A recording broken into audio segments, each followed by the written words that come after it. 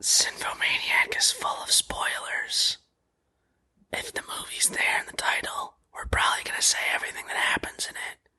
So don't fucking listen if you don't want to know. Across the multiverse, I've seen thousands of Evelyns. You can access all of their memories, their emotions, even their skills. There's a great evil spreading throughout the many verses. And you may be your only chance of stopping it. Don't make me fight you. I am really good. I don't believe you. He's waiting in the wings. The universe He speaks of senseless things. is so much bigger Script is you and me. than you realize. To me, the great hope is just people who normally wouldn't make movies are going to be making them. And, suddenly one day some little fat girl in Ohio is going to be the new Mozart, and make a beautiful film with her little father's camera.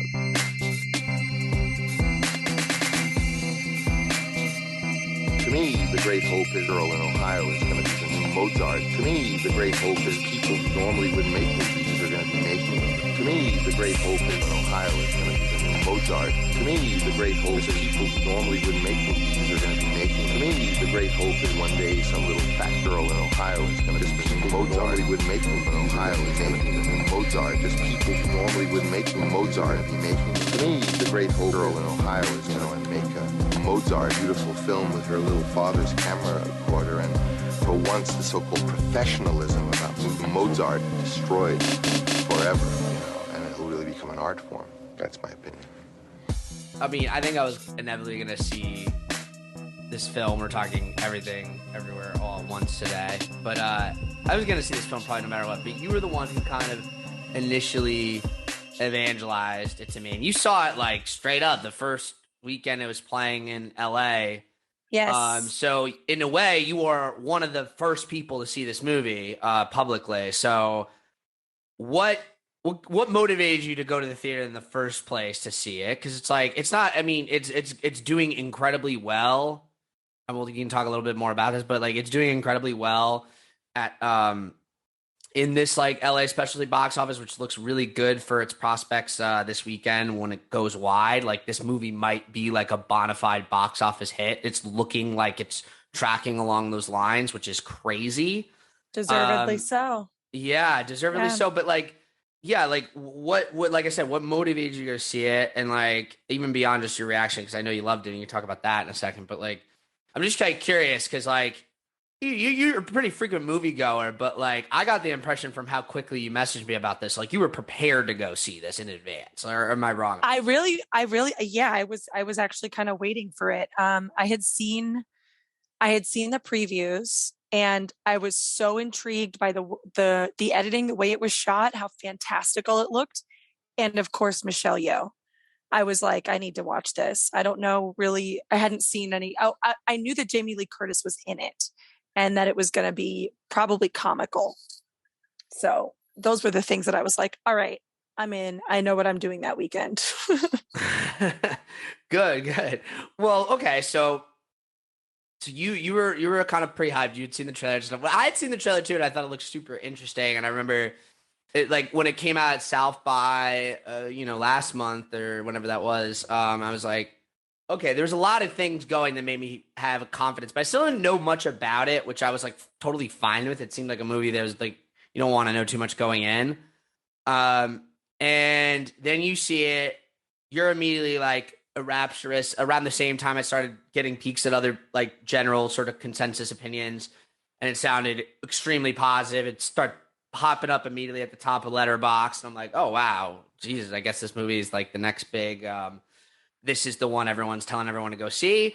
That's cool. I'm into it. It looked cool. So I was gung-ho. And then once it was like, okay, we should obviously, when we recorded last week, you talked a bit more about it and definitely piqued my interest. And I was like, okay. And then I started hearing a little bit more about it, just enough that was like, oh, I didn't know this. I didn't know that. I'll talk about that, what I'm referring to coming up. But it got me a little intrigued, but I was like, all right, now let me actually go see this. We're going to talk about it on the podcast. And well, where my journey takes me from there is really something, I would say. But here's where I actually want to start, because this was like the first of really many surprises. I guess I knew like maybe a day or before I went to see. I saw it yesterday, and then we're recording on this on Wednesday, April 6th. So I saw it yesterday, the 5th. But I think over the weekend after our pod, I had heard that Huy Quan was in it, and I had no idea. He's one of those people that, like, if you had told me he had died, I would have believed you.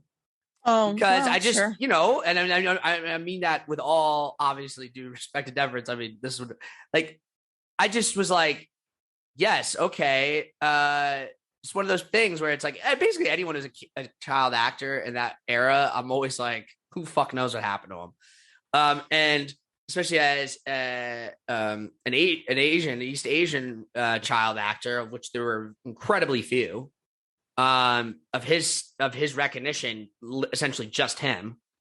It was like, oh yeah, like, yeah, it just didn't even occur to me that person has an existence outside of that. And like, all that sounds like pretty bleak. And I think that's, truth be told, I think how a lot of people feel, whether they're going to admit it or not. Right.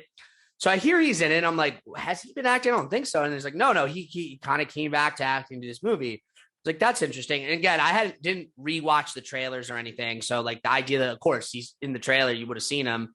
I didn't recognize him or understand that was him. But you're kind of like, okay. Then I go see the movie. And oh man, if there's one thing I gotta like start with, it's like, he's so fucking good in this movie. It's crazy to me. It really is crazy to me how good he is in this movie. I don't think people understand, because I think the first reaction people are gonna have, and you can tell me if this was yours, but like, it's like, even as an adult man, he has like an incredibly high pitched voice. He sounds essentially the same. So you're immediately like, once you're actually listening to him, you're immediately gonna realize, oh yeah, that's Short Round. That's Data from Goonies. And you're like, Amazing. okay. Yeah. So he has that same energy. He has all those things. So like, you feel immediately connected to all that. And it's great. And he's playing this guy, his character. I'm actually forgetting what the character's name is in the movie, but it's the husband. We'll explain the plot in a little bit. I think his name is Wayman. Yeah, Wayman. Right. Yeah. It's Not yes, okay. Raymond. Wayman.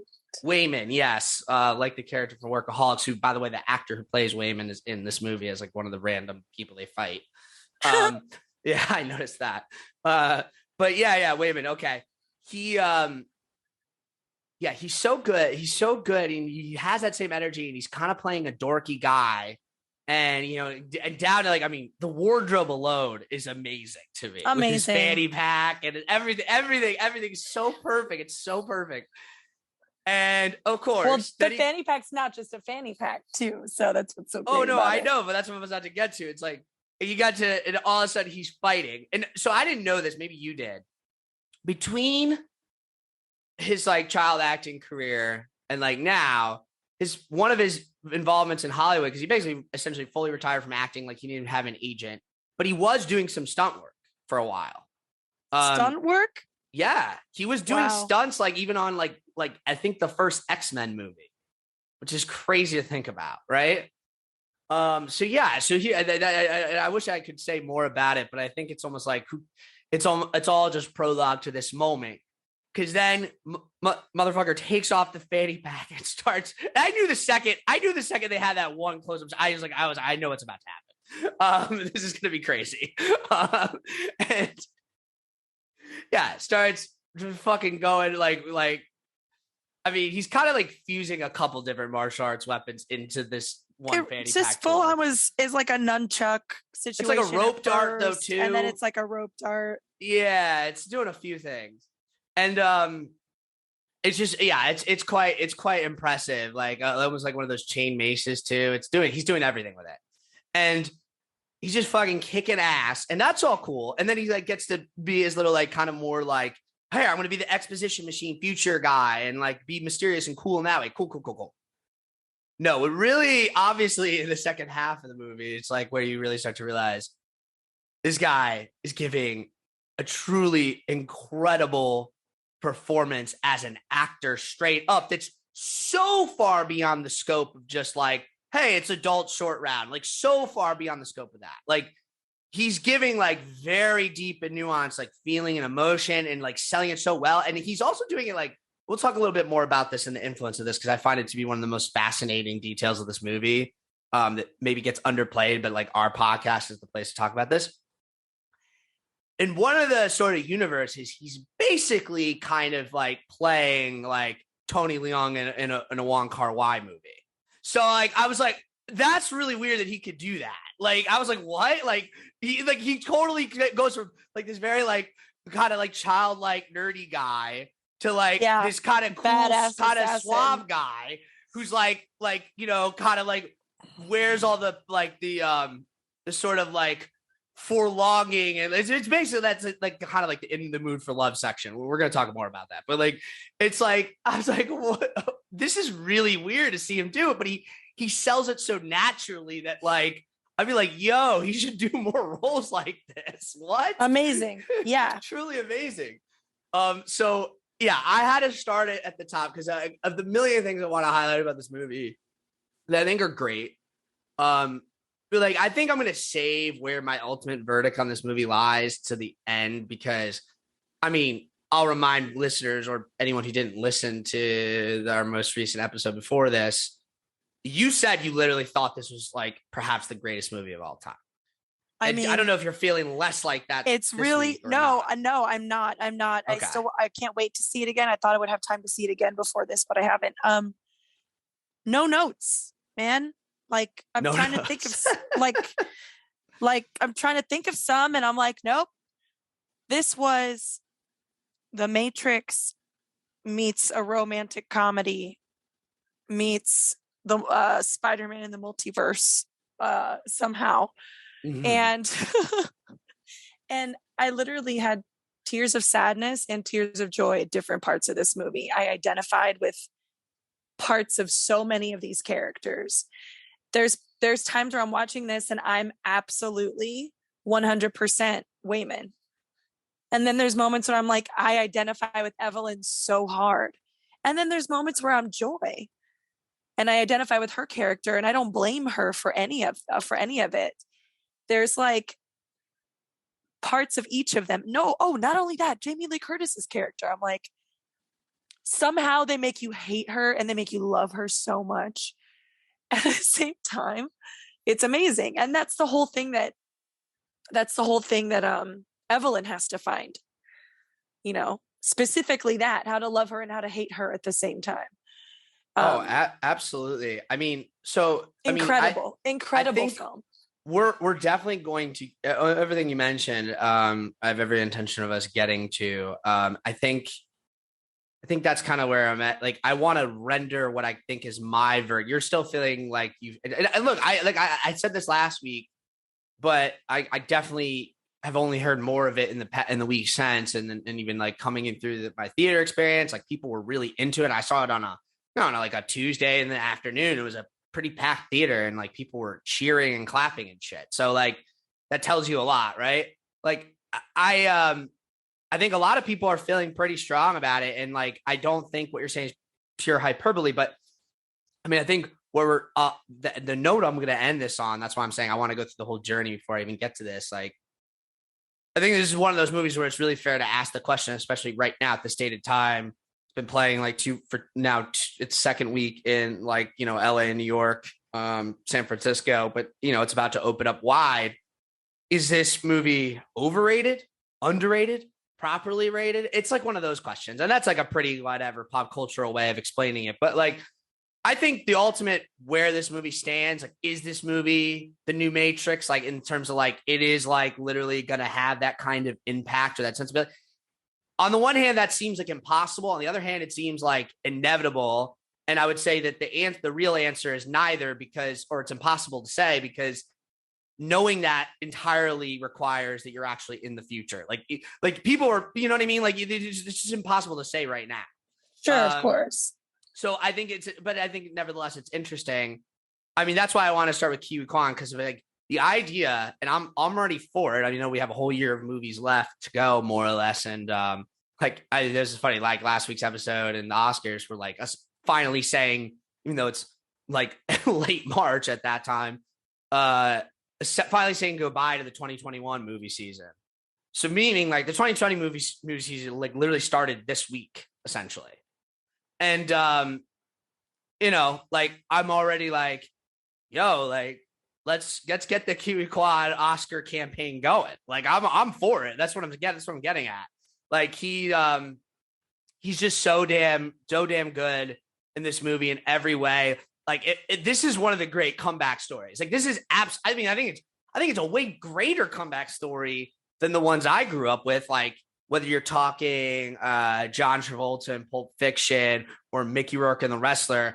I mean, both of which arguably immediately petered out. We'll see. Maybe Huy Quan, but I don't think so. He was talking. I watched his part of like I try to cram in as much like research as I could this morning and last night. So I watched him on Jimmy Kimmel and I watched him in another interview, and he's like already got like some sweet project. He got another project with Michelle Yeoh, like that's like going to be pretty dope on Disney Plus. So like I think this man is here to stay. I think people are like excited to have him back. And I think this movie is going to make them even more excited. So I think he's in real good shape. You know, so we'll see. But I think this is going to be the start of a truly great kind of Hollywood comeback. Love it. I mean, love to see it. Well deserved. Any other just like kind of broad thought? I mean, because like look, we're going to keep talking about him because he's you know involved with all of it. But like. Any other just specific thoughts on Huy Quan and his comeback or his past roles or whatever, his place in Hollywood mythos? I was here like in his Kimmel interview. One thing I'll say is great to listen to because he tells all these stories about being a kid and like meeting Spielberg and Lucas and the auditioning for Short Round and like just great stories, truly great anecdotes. He's been saving them up for years. He's got to have a memoir out soon. Like I think that's inevitable too, and awesome. I bet it'll be great. But like, yeah, highly recommend you listen to it. He's got great stories. They're very fun. They'll be like, wow, like that's cool. Like, you know, stories like where like, oh yeah, they like brought me all these like video cassettes and we would like watch it. It would be great. He hadn't seen Star Wars before he was cast in the movie, so he just didn't even know who Harrison Ford was. So he was just like, he thought it was just like kind of a normal guy. And then, yeah, it's great stuff. But yeah, I guess any other thoughts about him or his comeback? I can't think of anything specifically. No. Okay.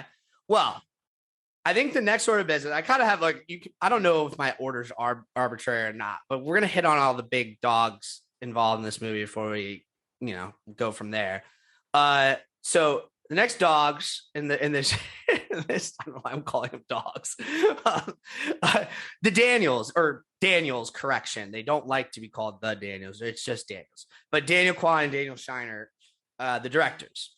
So we talked a little bit about this when you brought up the movie last week, because up until last week when you told it, I had no idea who directed this movie. That's what I'm saying. Like I'd seen the trailer. I knew it was like an A24 thing. And like I was like, okay, I bet that'll be pretty interesting.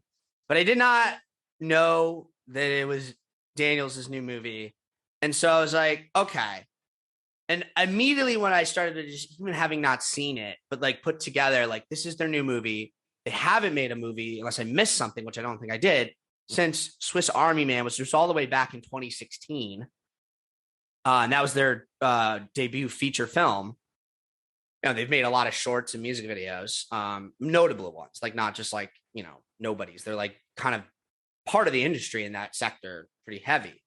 But yeah, the Swiss Army, and I was like, and I was recalling on that pod my thoughts about Swiss Army Man, and like kind of has a movie that's like, oh, it had a lot of potential and it was very cool and inventive. But like when it tried to go for some more emotional things or try to get more serious or try to like land its points or land its like whatever, it, from my point of view, it kind of fell quite a bit like, like just not really all there. And it kind of is a movie that, other than some, just more or less kind of washed away. I didn't really ever care to revisit it. I haven't. I don't know. It's not a movie I need to watch another time. I might agree with that. It just, to me, I think the feeling that I left that film with was that weird just to be weird? Yeah, and I couldn't remember. Always the question with them. And I couldn't Yeah, I think I just didn't have the energy to try to grapple it enough to give it another chance. I was just like, well, Yeah, no, that's a great way to put it. So, and the thing about it is I should have really liked it because I love Paul Dano. I really do. And I love Daniel Radcliffe. It should have been a great, exciting movie for me. Their And individual it was kind of weird to be weird. and their kind of chemistry is I definitely think they did a good the best job. part of the movie, Yes. The best part of the movie was that. Absolutely. I mean, yeah. And there's a couple good sides. The more I think about it, the more I'm like, oh yeah, I like that, or I like that about it. But, so I already felt this way almost preemptively, just knowing that this movie existed and was getting kind of the reactions it was getting, or how inventive or high concept it seemed in an interesting way, but also like, wow, they must really be sticking the landing to some extent, whether I'll like it as much as everyone else to be determined. But I was like, whoa, talk about potential unlocked though. Like, it's crazy to think about. Like, I think that, when in the argument that I was alluding to a few minutes ago about, is this movie an instant classic? Is this movie going to have a long-term impact? All these questions that are impossible to answer now. I mean, one thing that I think goes in its favor, both in that long-term potential, but also in the short-term immediate, is that like, this solidifies these guys as, like, in my opinion, genuine filmmaking forces to be reckoned with, which is always what you want to see happen. Because it's hopefully what this means is they'll have freedom to do more of what they really want to do. Because this is hopefully hard to me to think of success. Doing any more of what you really want to do than this movie already is. Right? I mean? Yeah. which is kind of the point I was about to make. So, I listened to an interview with them on the Big Picture podcast, and they talked about this. And, like, they kind of, I still feel like I don't have the full picture of like the story of how this movie was made, which I think is going to be a very fascinating story. But from what I gather from what they talk about, it's kind of like they were like, oh, because the question that they were asked by the host, Sean Fennessy, was like,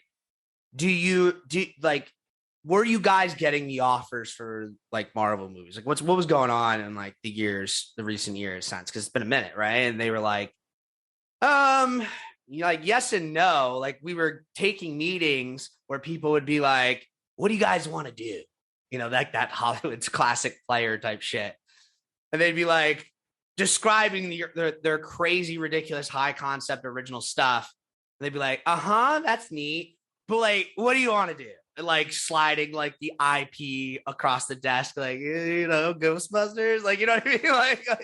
Like what do you like? Take your pick. And that doesn't even mean that they would have been able to make those movies. It just means like that's the only thing anyone really wants to talk about, right? And they were like, we kind of were like coming up with ideas, or like, this is our that, and like, you know what I mean? This is our Marvel movie. Like, I think there's a lot. Obviously, with Marvel's current multiverse trend, it seems almost too fitting to say that. But I think even more broadly, what they're really saying there is just like, they wanted to see if it was still possible, especially for filmmakers like them, who, yes, have some success, have connections, have all these things, but like, there's no prescription at this point for anybody other than like the most established people and the biggest people to be able to make movies of enough budget and scope that they could do something like this. And this movie is, again, relatively contained, and it's very clever about how it deals with that. We can talk some more about that coming up, but they said, I mean, this is why it took so long. Like, they had to really like build this movie from scratch, piece by piece, and kind of prove to people every step of the way that they could really do it. And that, I mean, again, to me, that idea just begs a lot more questions that I would love to have answers to. Like, I would love to fucking, Daniels, if you're listening to this somehow or want to give an interview to me, please, I'll talk your ear off. Yeah, I'm just very, very curious about like how that realistically went. Because the anecdote almost begs more questions, but nevertheless, this is a story of like powering up and potential being unlocked. I'm like, I was like almost thinking of like Dragon Ball Z level, like kind of references of just like, I just became Super Saiyan for the first time. Like that, it has that feeling to me of just like, whoa, holy shit. You know, like we've been fucking waiting for the power up and transformation to happen. And we're here and we have the power. We're here. We're going to talk a lot more about their directing techniques and all that stuff coming up. But the next person I want to hit, and this was one, even though in the trailer, which I'd seen, but like I said, I didn't rewatch the trailer before I like immediately saw the movie yesterday. So I had no idea that they were in this movie. And even like the first few minutes on screen, I kept like squinting, like, wait a minute. Is it? No. But yeah, no, I had no idea Jamie Lee Curtis was in this movie. Did you? Like, I guess you said you did. I did remember because she's in the, well, yeah, I had watched an interview with her too before I saw it where she specifically said she was going to let her real body show in this movie. She wasn't going to wear a girdle or Spanx. And she thought it would help her. It was, yeah, she made a whole I thing thought about, it was, like, I actually, I girdle or mean, maybe. Spanx. It helps the character. Like, I mean, dude, I thought she was wearing actually like padding to make her look bigger. Huh. Absolutely not. She decided to just let her natural body be. And she was like, I'm not exercising specifically for this role. I'm in my 60s. I'm a woman, like this is my body. And I'm not going to try to hide it with Spanx and that kind of thing. So I had listened to that interview with her and I was like, oh, she's in this movie. And then I had seen, and I was like, oh, that's her in the trailer with the belly, like sticking out. And I kind of thought the same as you. It's like, is this like a comedy thing? And like, she's just like decided to live her best life and like screw the crunches. And at her age and with her resume and skills and talent, power to you. All the power. I guess she's not trying to do what you want, commercials eat anymore, what you want. You don't need your damn Activia. Nobody does. You poop on your own time. Like all the power to Jamie Lee Curtis. She's like, this is a real body and I'm a real person in it. And I really admired that because it's true. It's like, what do we expect a 65-year-old woman's body to look like? Do we expect a 65-year-old woman to be doing crunches, 6 or 7 days a week so they can do a comedy about a multiverse? No. No, I was just gonna say, look, I of course I agree with and appreciate that. That is fascinating. I didn't like usually. I guess I thought was aware of the possibility that no, that's just her. But I wasn't sure. I kept going back in front of my head, like, is this like they pat her out a little more? Did she almost like? I think she pushed it. She pushed it out. She pushed it out on purpose. She emphasized it on purpose. You know what I mean? Sure. Yeah. But I was just, I mean, that's not the only thing that made her hard to recognize. I think we'll talk about it in a second, but I was just like, huh, okay. I'm all for the naturalism, but I guess my point too would be like, nevertheless, I did feel like a certain sense of like, I guess that bridges into the rest of it. It's not even just that like, oh, she's more natural and like, let herself like intentionally with purpose go a little bit. I think it's also like when I think Jamie Lee Curtis, I do not think someone who would be cast in that kind of role, period. Amazing. Like being an IRS lady with the gray bob and like the glasses and like just the permanent scowl and the bad sweaters and vests. Like, or a hot dog finger lover. Whoa, yeah. I'm talking just the baseline, not even getting to the hot dog fingers or the crazy wrestler or the whatever. By the way, I mean, and I don't mind us doing it for a little while longer, almost with purpose now. We're still kind of bearing the lead on this movie. Now we, as always, issue our spoiler warning. So if you're listening to this, you should have already seen the film, in my opinion, or that's the intention. But we still haven't really explained this movie. I don't know if we can. It's like, I'm trying to avoid it on purpose. Let me put it that way. Anyway, no. But in any case, Jamie Lee Curtis, her entire like look and vibe. And I think the whole purpose of the IRS and taxes in this movie is like, there's certainly an attempt to be clever or meaningful behind it. So we can talk a little bit more about that. But just, I thought Jamie Lee Curtis, just overall, the physicality of it aside, just very funny, very in ways that does feel like her. That's what I realized it definitely was her. It was just like once she started to really kind of like get to let loose in the acting department, then I was like, oh, it's got to be her. Because like, you know what I mean? I know how she really is, like with her voice and how she has that kind of like sort of like just sort of humor and blah blah blah. Then I was like, oh, that's definitely her. Wow, crazy. But of course, the big dog. Keep going back to this dog metaphor. Feels inappropriate. Michelle Yeoh, who's of course the star of this movie. Because I don't like, this is the thing I go back and forth in my head on. I think this is almost like a good problem to have in a movie if it's the right way. Because there's no doubt Michelle Yeoh is the star. There's no doubt that she gives an incredible performance. But I'm so fascinated with Huy Quan and Jamie Lee Curtis that I'm kind of like, almost like, yeah, Michelle Yeoh's in it too. You know what I mean? Like, I mean, their characters are so fantastic. I get why you feel like they stole the show. Yeah, for sure. But I think I really just want to take this moment to highlight, and let you weigh in on it too. Michelle Yeoh is such a fascinating character in movie history over the last like 30, 40 years. And I was really processing it this morning right before we recorded, because we were kind of going through the filmography and the history in there, and I was just like, oh, right. It was all like piecing together for me in the hindsight, because I don't think about it too. Like even when we were talking about her in relation to her being in Shang-Chi, I was very happy to see her. Like I wasn't really thinking about the whole scope of it. Like for example, the first time I ever for sure saw Michelle Yeoh on a film and like enjoyed her, that sounds bad, was Tomorrow Never Dies. And I'm just like looking back again, a movie that I'm pretty sure I've literally only seen once in theaters the day it came out in 1997 as a child. But like I remember from Crouching Tiger, Hidden Dragon. Crouching Tiger, Hidden Dragon was the first time I was in awe of Michelle Yeoh. Wait, you didn't see Tomorrow Never Dies? I probably did, but maybe not when it first came out. Wait, I don't remember it as prominently for Michelle Yeoh. I don't remember her performance. But hold on, Never Dies I don't want to turn this into a Tomorrow Never Dies cast, but I just because I just like Tomorrow Never Dies got to be the weirdest James. One of the weird.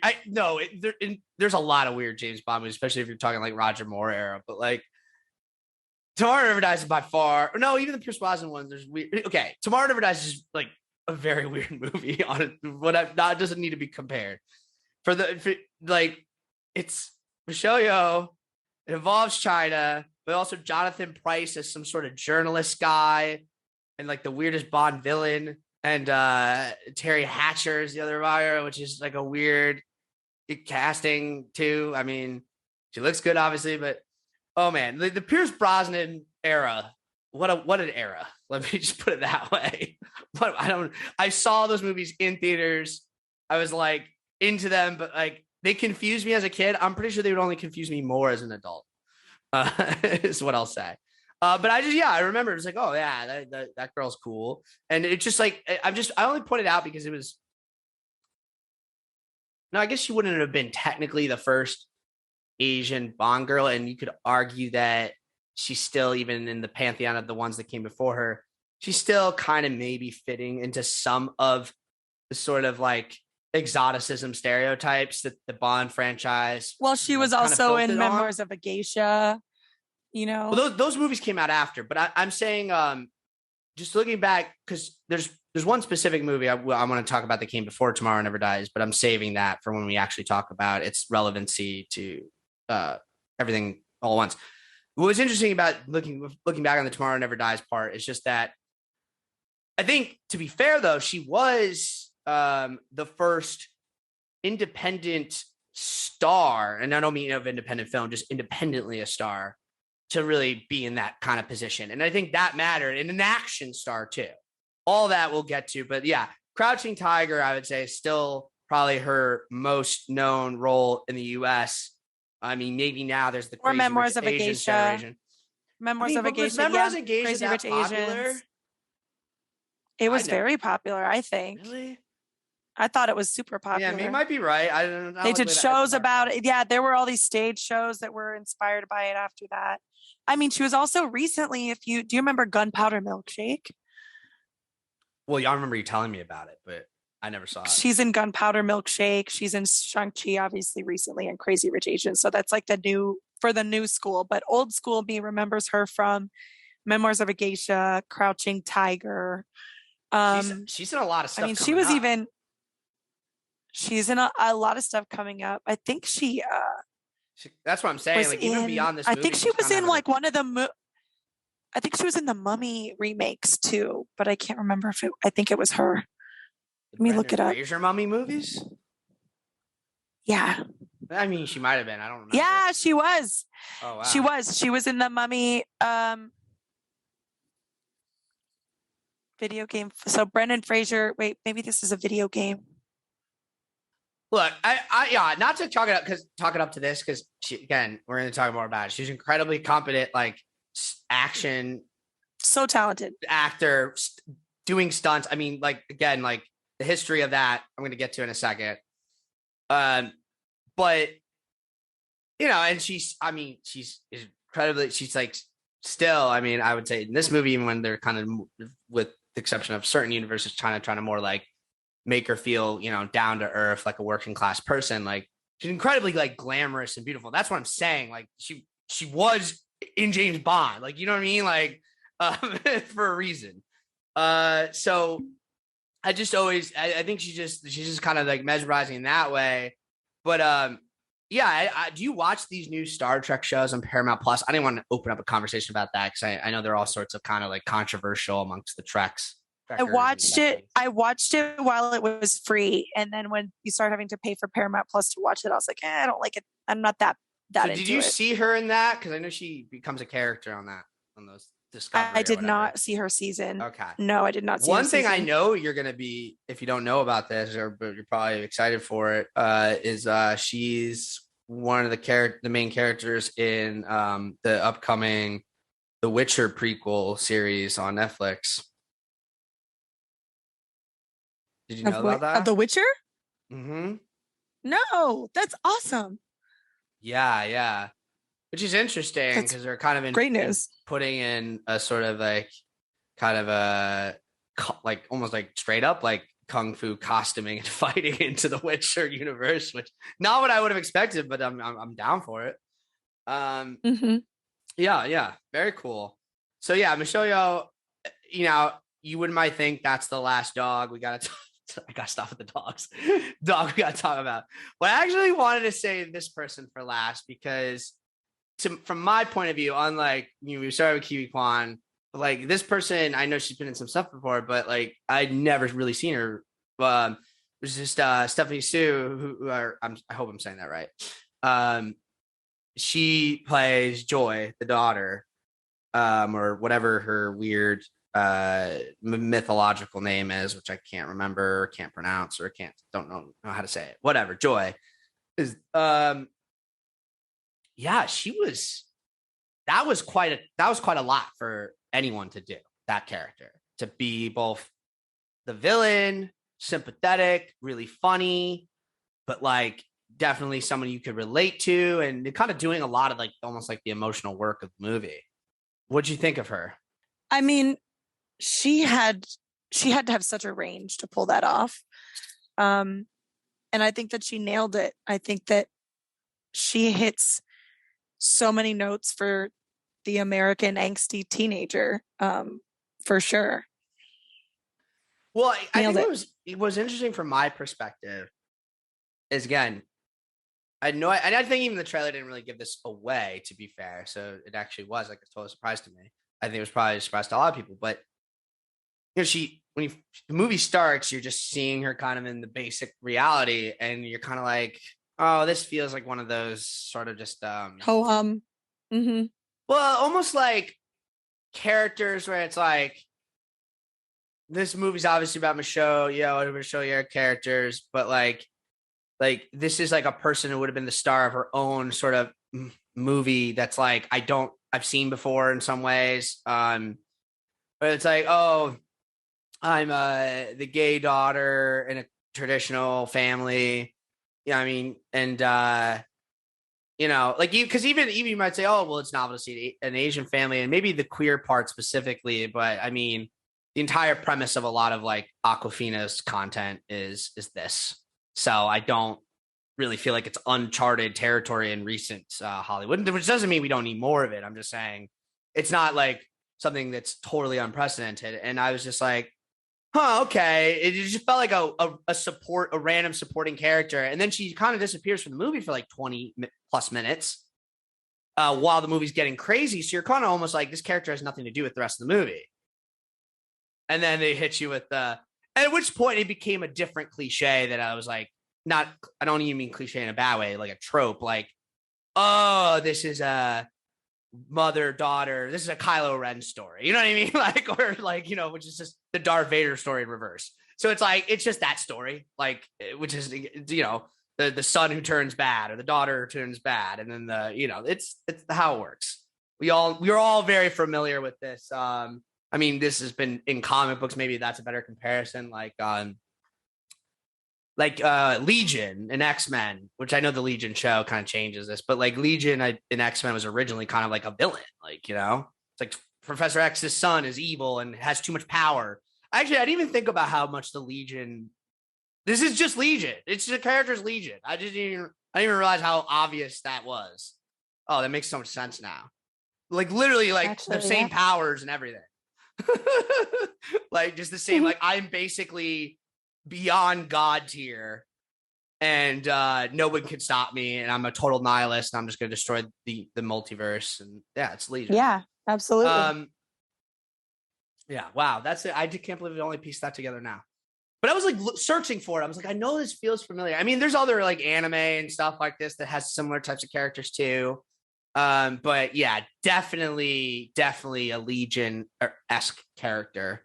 And that's actually a good point of reference. I mean, the Daniels have talked a lot about how, they really take their influence from comic books, from video games, from anime. Like they kind of like to be broader than just like looking at movies and movie genres, which, all this stuff's connected. I mean, especially if you're me, if you're this podcast, it's perfectly fitting for what we're doing. But yeah, I thought the scene that really sold it to me and told me like, wow, this actor, Stephanie Hsu, like she's so good and she's playing this character to perfection. And again, this very kind of like Legion, almost like FX's version of Legion, but also kind of what is it? Just there's a lot of different comic anime kind of influence, video game influence, but just like that sort of that the first scene where she comes in and she's like blowing up the gum and she's showing off her powers and you realize it's fully her and like Michelle Yeoh's confronting her. That's the first scene where it's like, wow, this is so fun and so cool. I think at a certain point we'll talk about it more. Like the powers and the craziness almost becomes like too much. It started to overload my processes and I couldn't like quite appreciate it. But the first time you see it, it's so well done. It makes her so cool and fun. You're like, I love this character. I love this conflict. Amazing. I'm totally about it. Yeah. So she's great. And I mean, we could talk. I actually didn't even like in my notes mark a whole section for this, but like it could have been, and then we can kind of hit it now. Because it's related to her character. The costuming is so crazy. Amazing. I mean, I love that Joy can choose to wear whatever she wants, right? So I love that they were just like, let's go with that. Why, let's make this outfit have 100 arm things coming off of it. Why? Why not? Well, it's basically it doesn't have to be for anything. It's a costume. They're all performant. They're all like literally all of everything that Joy wears. I'm like, Lady Gaga would wear that on stage. Exactly. Katy Perry would wear that on stage. It's very like every single possible outfit piece from the Met Gala she's wearing. Avant-garde performance pieces. And I loved them. Yeah. I think, literally it's like, here's every single Met Gala outfit in a row.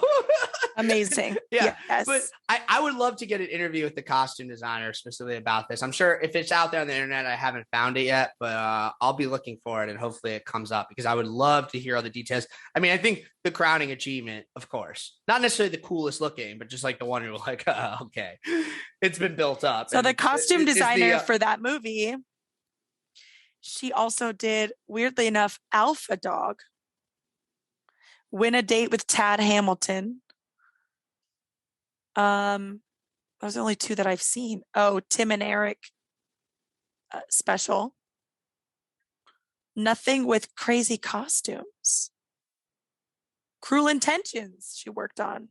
Starship Troopers. I don't think there could be So any Starship real precedent Troopers for this movie. No, but I'm just saying, like, you know, imagine I had seen she worked on Moulin Rouge. I would have been like, I get that. You know what I mean? Fair enough. If but she's these working are with all Baz kind Luhrmann, of okay, but yeah. I mean, it didn't feel like. But I then was again, curious, it didn't feel like goes Baz to Luhrmann show, to me. like, just because she hadn't been given that type of opportunity doesn't mean she can't nail it, knock it out of the park, which she did. Shirley Kurata nailed it. Great job, Shirley. We love you. Shout out to Shirley. But no, the crowning achievement to me has got to be the. I mean, this is more a hair thing, but it's the outfit with the bagel, like kind of the bagel queen. Oh, the bagel hair, outfit. yeah, amazing. The bagel sorceress, dude. I mean, that was Amazing. like that's where it got straight up like. And people who know this video game franchise and specifically the character I'm referring to will know what I'm talking about. She was like basically like the bagel-fied version of like Ultimisia from like Final Fantasy VIII, just like this like sorceress lady who like summons like the end of the universe. I mean that's just very cool. I wonder if the Daniels thought of that specifically actually as a reference point. But yeah, so Stephanie Hsu, love her performance. I think maybe a good place to now transition into the broader context of this movie. Again, still not going in the plot just yet. It's kind of like where we're at in this, you know, recent trend. I mean, all the actors other than Jamie Lee Curtis that we just talked about really are part of what's going on here. But we kind of are in an interesting place where it feels like, you know, Asian-led cinema is becoming mainstream. And mainstream in Hollywood, mainstream internationally. And it's had quite a few moments now. I mean, we're post Crazy Rich Asians, which, by the way, if you listen to Huy Quan's Jimmy Kimmel interview or where he's talked about this elsewhere, the whole reason he got back into acting was because of Crazy Rich Asians. He saw it and was like, oh, maybe there's roles for me again.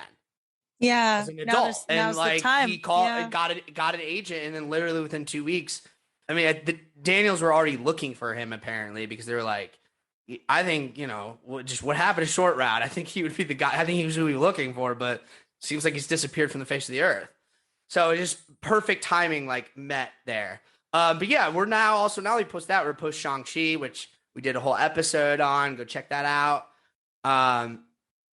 You know, those movies both did very well, but looking at the box office numbers on this is the highest grossing A24 film since Uncut Gems in December 2019 when the box office was at its strongest. Yeah, Uncut since Gems? Uncut Gems. Stop Uncle it. John's. I hate you so much right now. I can't help Still it. haven't done our Uncut Gems cast. We'll do that. I did it myself. Yeah. Okay. I did it myself. Oh, yeah. Wait, real quick, because I don't know when we'll talk about her again. You know what? I actually lost it, like for the first time in the movie. Is it? Well, because it happens very early on. All of a sudden, into the laundromat, Jenny Slate walks in with the dog and like basically just doing Liz, the exact character. I mean, she's known to do this character, Liz from Publicity. It's just like, what? Like, I have to like wash my dog. And, like, just doing all of this. Like, I literally thought Nick Kroll was gonna come out in drag and be like, oh my god, the dog. We have beans. That actually sounds just like Nick Kroll. This is like the hardest day of my life. Nailed it. And like, Yeah, I that's mean, I don't exactly know who where her her character big was. straw was. I think she did have it. I mean, she had 2 Bluetooth headsets on, which later we learned the purpose of. But like at the time, it was just like she's literally wearing 2 Bluetooth headsets. She's the first person character you see doing that, and you're like drinking out of her little like big sippy straw. It's like, oh my god. Yeah. So yeah, it's based on names. Publicity. Classic. Never get old. Kroll Show. I could go a whole podcast just about old Kroll Show bits. But yeah, great seeing her. But what I was gonna say is just with this box office, it you know, hitting numbers the highest since Uncut Gems in December 2019. I mean, it's crazy. The ArcLight's still dead, but like the box office that once emerged from it is coming back, and that's a notable thing because I wasn't sure if it fully would or could. And I think it took a movie like this, the fact that this movie might open wide and actually play relatively big to a wide audience. I mean, we'll see. Hopefully it's not like we come out next week and we're like, it didn't quite live up to the hype. I hope that's not the case. But and I don't want to say it's a done deal. Like, that's the thing. I really don't know. But it seems like it's got a lot going in its favor. And I think, you know, I think the return, honestly, I think the return of Short Round to cinema is gonna make people interested at the very least. Old people, older people. I don't know. Okay, let's actually now try to talk about what this movie actually is, what it's about, like what it involves. And I don't mean like let's plot summary it because that would be incredibly difficult and arduous. You know what? I'll throw it to you, Data. In as simple as terms, give me the premise of this movie. I'm gonna fucking make you do the work on this. Okay, so I already said romantic comedy, Matrix meets Spider-Man in the Multiverse. So to me, this is about a woman who's kind of dissatisfied with her situation. She's kind of also, I mean, in my opinion, suffering from like dissociative reality kind of disorder where she's sort of she's not all where she is. She's never present in her life. And I think that probably opens up her mind and maybe her spirit to some other possibilities out of sadness, out of desperation. So she basically, I think these like strong emotions can cause a mental break, or in this instance, a break in the universe. And it's a break within yourself. So it's, in my opinion, like she's a mirror, right? And when you break yourself and you look at the mirror and there's 2 of you now, right? Mm-hmm. And the more you break yourself down, there's more parts of yourself to see. And I think that kind of, for me, sums up what this movie is. It's like she's breaking herself down to see all that she could be. Damn, Dan. Here, that was pretty freaking good. Everywhere. That was pretty freaking good. I gotta give it to you on that description. That was pretty good. I think you hit a lot. Thank of the you. nails I on thought the about head. it. No, for real. And I think it was funny you gave your little like, oh, this like the Matrix romantic comedy, and you even said that I remember last week, and I was kind of like, isn't that just what the Matrix Resurrections was trying to do? But, they were trying to make us laugh, Marcus. Not on purpose. Yeah.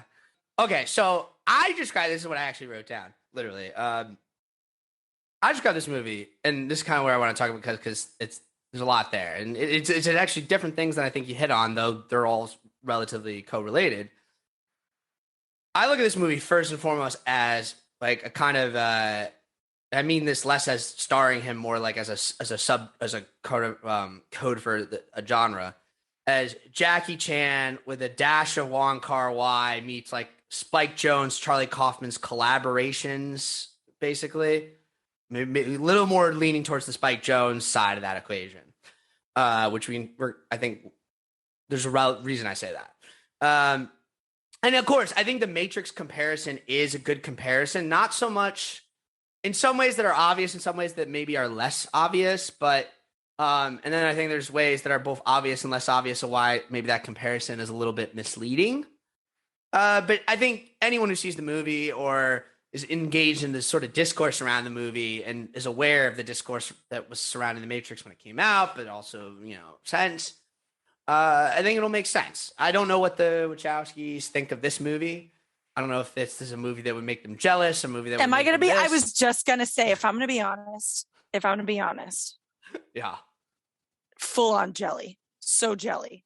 But that implies that they're the jealous types and that they're not like, which I don't think necessarily think or know that they are, but yeah. I'm probably getting into trouble, but bitches be jealous. Listen, I'm jealous of everybody. If anybody's like me, I don't want anybody to be prettier or better than me at any point.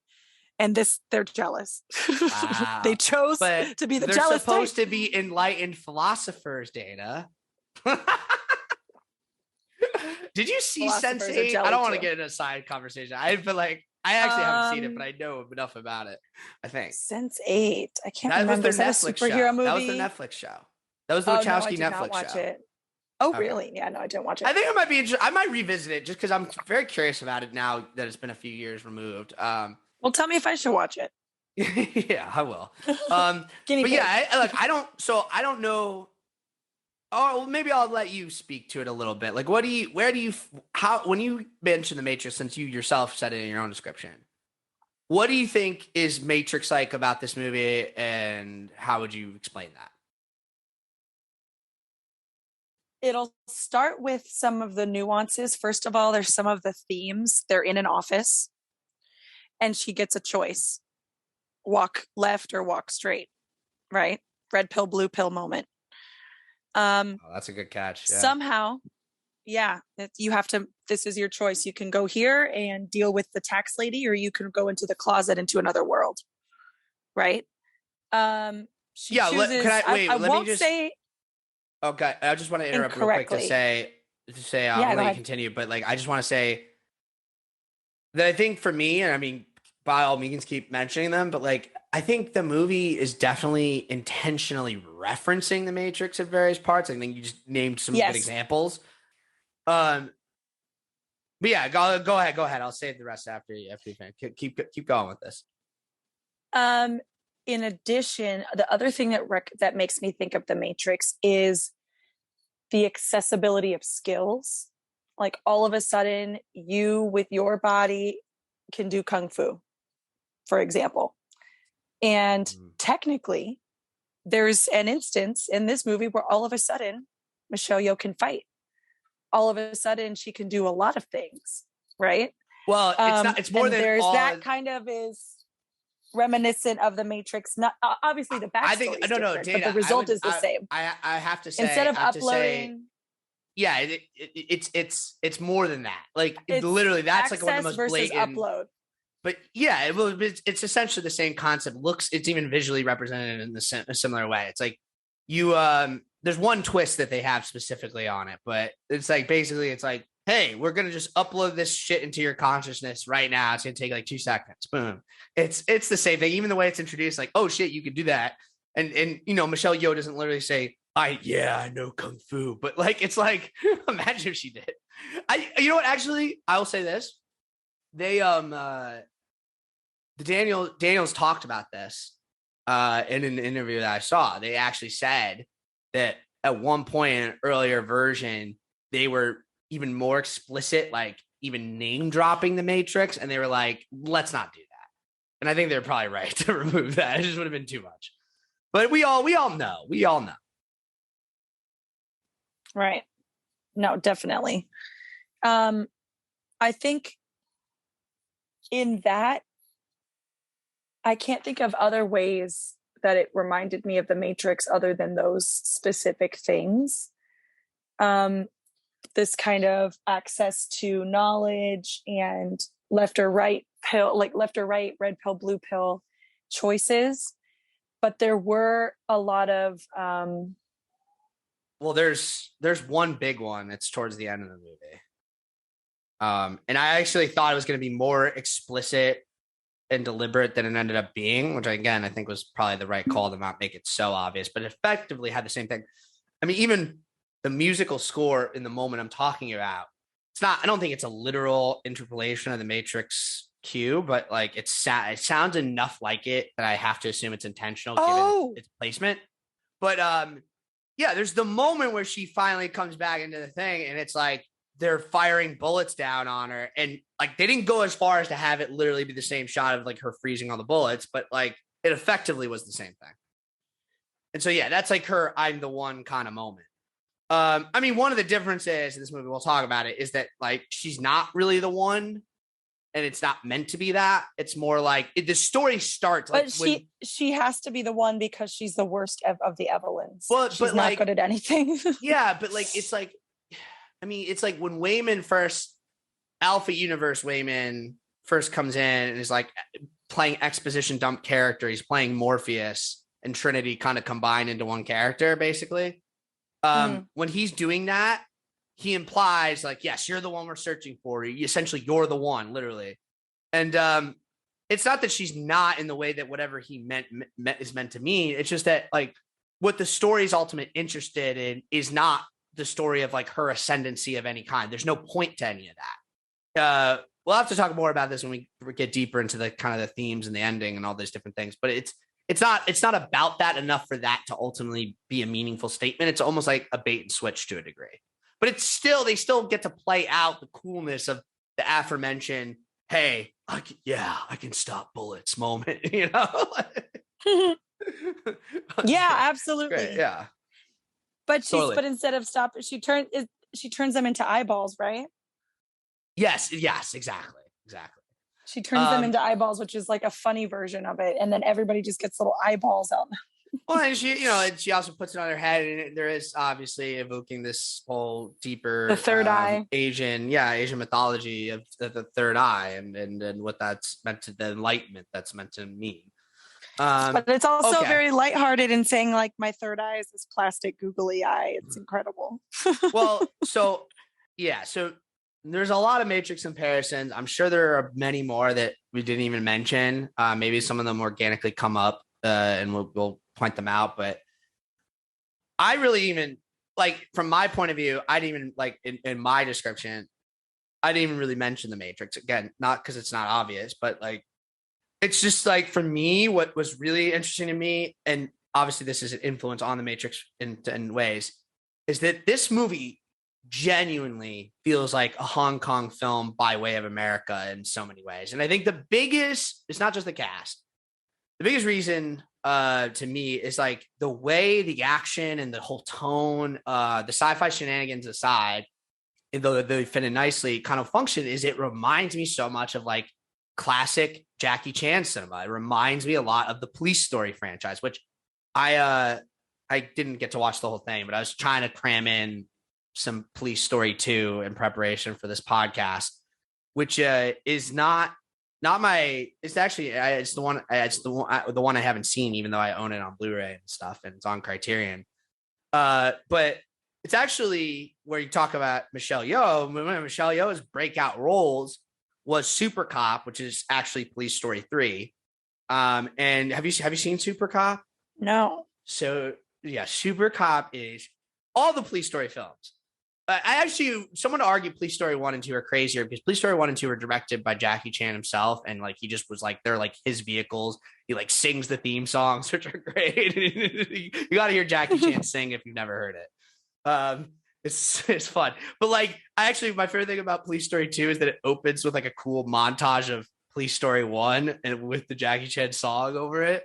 And it was like just an assaulting reminder of like how fucking nuts the stunts in Police Story 1 are. Like him, like there's so much glass breaking, I can't even like understand it. Like, I know it's fake glass, but still, like it's crazy the shit that they do. And fast forwarding to Supercop, Police Story 3, I was watching an interview with Michelle Yeoh, and she's like talking about it, like, yeah, like Jackie like kicked me off of a motorcycle, and that was like real. like the shit we were doing was absolutely nuts. So that's what I'm saying. Like, she fucking earned her stripes doing the real shit with like the world's craziest stunt team. Like, you know what I mean? Like the Jackie Chan company making that shit is like, I don't think there'll ever be anything like it again. I know it's like the stunt style has kind of changed since then. And even that's almost like maybe why the comparisons I'm making and Police Story, while I think they're appropriate in a sort of referential sense, I don't think they're necessarily fitting because I don't know what like the exact techniques they use to make this, but given the overall visual language, I can't think it was exactly Jackie Chan. Like it might have had some reference to it, but I don't think they were doing nearly. I mean, they just weren't doing nearly the same level of like crazy physicality. It wasn't like guys, because in this montage that I'm talking about, like you'll just see it like that. It tells you everything you need to know. Like guys are just being thrown off of like 2-story buildings. And you know what I mean? Like people are flying off of cars and rolls like I'm talking about. Like it's just stuff where you're like, that person's dead. It's like, you know what I mean? They're not. They just like nimbly hop up off their feet. It's like, it's just crazy. And I mean, the shit Jaggy does himself, the way, and anyone who's seen Rush Hour knows this, like the way he'll just like, you know, kind of like do 2 jumps and a kick and be over a fence. It's just like, it's so crazy to look at. He makes it look so effortless. It's just like, what is this person? How can he do this? But the spirit of Jackie Chan's films, and here's another way to like trace its road over to Everything All at Once, because you can look at the direct path, but the indirect path would say, you know, Jackie Chan's films and stunt work and style, I mean, self-proclaimed big fan is Edgar Wright. And then you look at what Edgar Wright did with his Scott Pilgrim movie, which I think is a good comparison to this movie in terms of like visual style and like and sort of sensibility, right? Like just this very kind of loud maximalist approach to filmmaking that involves action and choreography, that involves like a deference to Hong Kong cinema, but is not necessarily the same thing. It's not literally the same sorts of crazy freeform like Peking opera or stunts or even wire work. It's not involving that necessarily, but there is a sense of like a little bit bravado, a little bit. But I think the number one reason I'm referencing Jackie Chan and Police Story, other than just, Michelle Yeoh was in Supercop. And then she actually became the star of Supercop 2, which only had Jackie Chan like a cameo. I've never seen Supercop 2. I just know that. But yeah, it made me want to check it out. I was like, oh shit, I got to go see Supercop 2. I didn't know they gave her own spinoff, which was like maybe the first time she was the lead of an action movie. I'm pretty sure. And that's in of itself pretty fucking cool. And another good connection to keep in mind is the sort of female lead of the first 2 Super Cops, who's not an action character, is also in Supercop, or sorry, the first 2 Police Stories, and is also in Police Story 3 Super Cop, is Maggie Chung, who would go on to be in Wong Kar-wai's In the Mood for Love. So another reference point for this movie. But the main thing is just that sense of humor, like the idea of fighting as gags, right? That it's very basic in that way. And every fight, including like as the fights escalate, like the ultimate sort of climax of this entire film is like, I learned to fight purely through gags. like everything is just like, I'm just going to I'm trying to think of some of the example, or like some of the examples that last like sort of set piece where she's like shit, there's so much of this movie, it's hard to remember it all, but like, you know what I'm talking about. Like do you have any of the examples of what she does in that last bit? I mean, there's one of them is just not a good example for what I mean, is like when she just started spanking the guy because he's into S&M. By the way, that's Daniel Scheinert, the director, playing that character. There's one person gets a game. One person, I think they're tears turn to flowers. Trying to remember. There's a glitter one. One guy starts like licking his fingers, but they're not the hot dog fingers. It's just like other fingers. I don't know. Yeah. No, it's incredible. It's just a whole staircase of ridiculousness. Yeah. Oh yeah.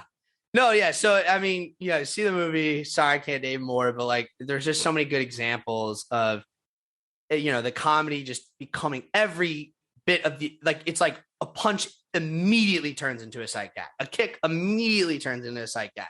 Like a push immediately turns into a sight gag. So it's like, it's kind of almost like it's removing its own abstractions, because before that it'd be like kick, kick, punch, punch, punch for violence. Then it was like kick, kick, punch for violence with some gag. Then it's like, you know, like we'll talk about it, like butt plugs and different things. And then it's like kick, punch, not even kick, punch. It's literally like kick, gag, punch, gag, kick, punch, gag. So it's just like, that's actually the escalation. The movie gets less serious with its fighting, more gag oriented fighting as it goes on. You know, because like you watch that first fight with Wayman, it's like, yes, he's using the fanny pack as a weapon, but it's pretty much just like straight up like, what if John Wick beat up people with a fanny pack? Right. It's a believable fight in that sense if he was really good with fanny packs. Fanny pack fighting. He went to fanny pack fighting camp every summer. He has multiple weighted fanny packs for practice every summer. Fanny pack camp. I don't think it's believable. I don't think fanny pack straps have that level of like snap to them. You know, I don't know. Probably not. But I love it anyway. Realism is not the point. And even like the Jackie for this Chan film, movies, not at all. Like even the Jackie Chan movies, even though the point is like, look how physical and real the stunts are. There's a sort of vibe of the audaciousness and gagginess of like just like how crazy they get.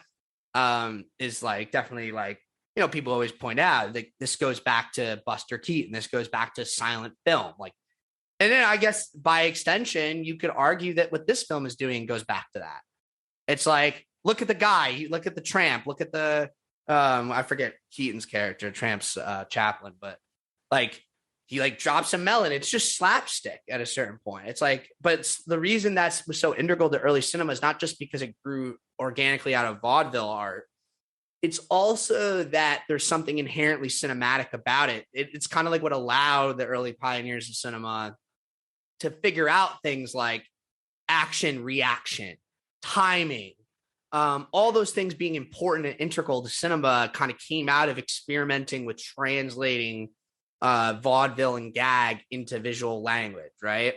So I think that's why it's fundamental. And to see a movie, you know, to your credit, Dana, if you're going to say this is like the best movie of all time, that's a good check mark to have on it.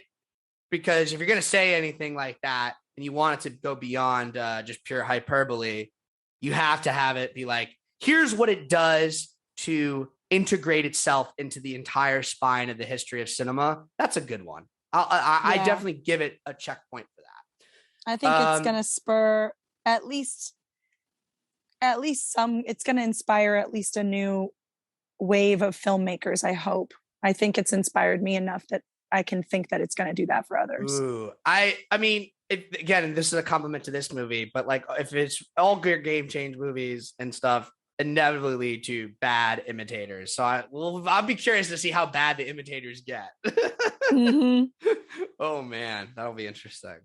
So I mentioned Hong Kong cinema, but it's not just Jackie Chan films and Police Story. It's also, as I said, there's a bit of, and I don't want to overstate this, but I'm not the only one who's brought it up. There's definitely a bit of Wong Kar-wai, and of course, please everyone go back and check out our Chungking Express episode. And I hope actually doing this makes me even want to do it more. We do cover some of his other films. Fallen Angels would be a good pick since it's the sequel to Chungking Express, or the spinoff, I should say. And then maybe, for sure, I want to do In the Mood for Love at some point. And I think In the Mood for Love is maybe the main thing that I'm connecting it to. But you'll notice there's a couple of those shots where they do the very Chungking Express Wong Kar-wai thing where it's like everything's kind of sped up around the characters and they're just kind of moving slow. That's kind of the signature right there.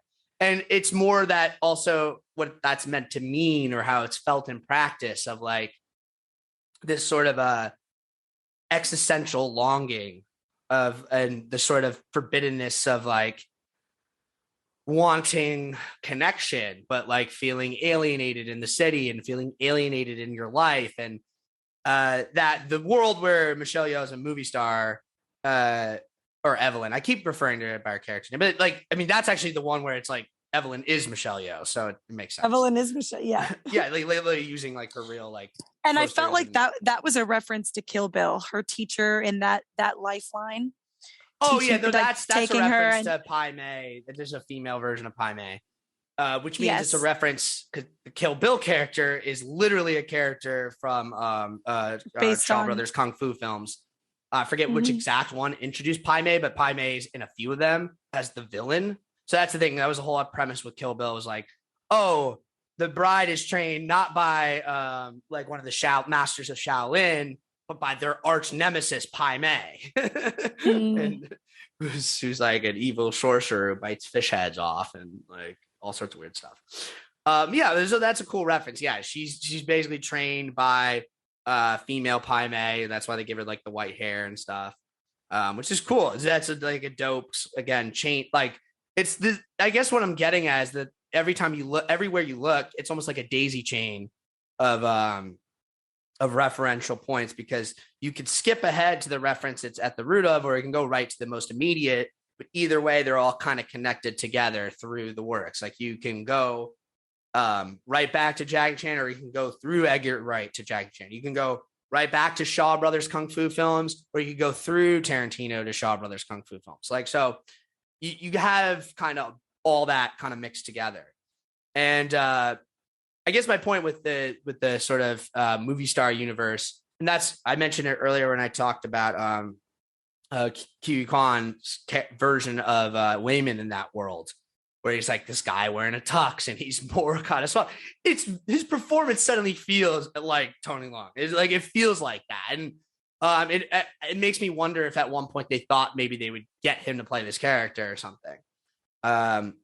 It's interesting. I mean, it'd be very hard to imagine him doing the nerdier version. I know the Daniels talked about it, where they were like, they were saying like, yeah, a lot of the martial arts master guys, and I'm sure, you know, they might have been thinking Tony Leung, though he's not necessarily known for martial arts, but certainly like your Jet Li's, even your Jackie Chan's, they're too macho. We wanted someone who's not that. And then all of a sudden we started thinking about Short Round, and it was like, what happened to him?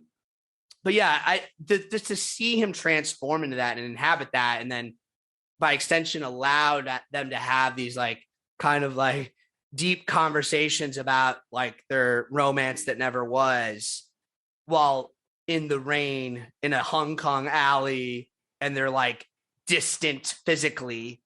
I was like, okay, I know, I've seen this movie, so I know what you're doing. And that was kind of cool. And it was useful. And he looks all handsome. Yeah, and exactly. That's like the one time he gets to be all suave. Yeah. But I think it's, you know, it's one thing to just have a reference for reference sake. Like, I feel like the movie is really using it to maximal effect is kind of the point, is that like, if you're going to dig into those themes from that direction, you know, the sort of like missed opportunities and again, like I said, distance. That's what I'm saying. The staging is so important. I mean, this is like one of the most discussed things about In the Mood for Love, that is like those sequences where the characters are just like kind of like moving in spaces around and past each other. Like, there's that sense of like contact, like we talked about when we talked about Chunky Express. The whole idea, the whole premise is like that one person you bumped into. I forget what the exact line in the narration about, like the point whatever seconds or meters or whatever it is, or it's centimeters, I think. It's crazy. There's a fascination with that concept in his work, and this movie on the one hand feels like it has nothing to do with that, but then you start talking about some of the other themes and then seeing how it plays out, it kind of connects. Now, flipping this script entirely, though, it would be totally unfair and unreasonable, and this is kind of how you almost tie the movie really into the broader work of Daniels and their previous film, and what makes it similar, but what also separates it, is this is a movie straight up, and I gotta say, I appreciate it. It's a movie totally made for perverts and juveniles, and it really leans into it. Like, it's not even half in the bag on it. It's like all the way in. Let's do it as much as we can. Let's like piss off moms and grandmas and good upstanding citizens.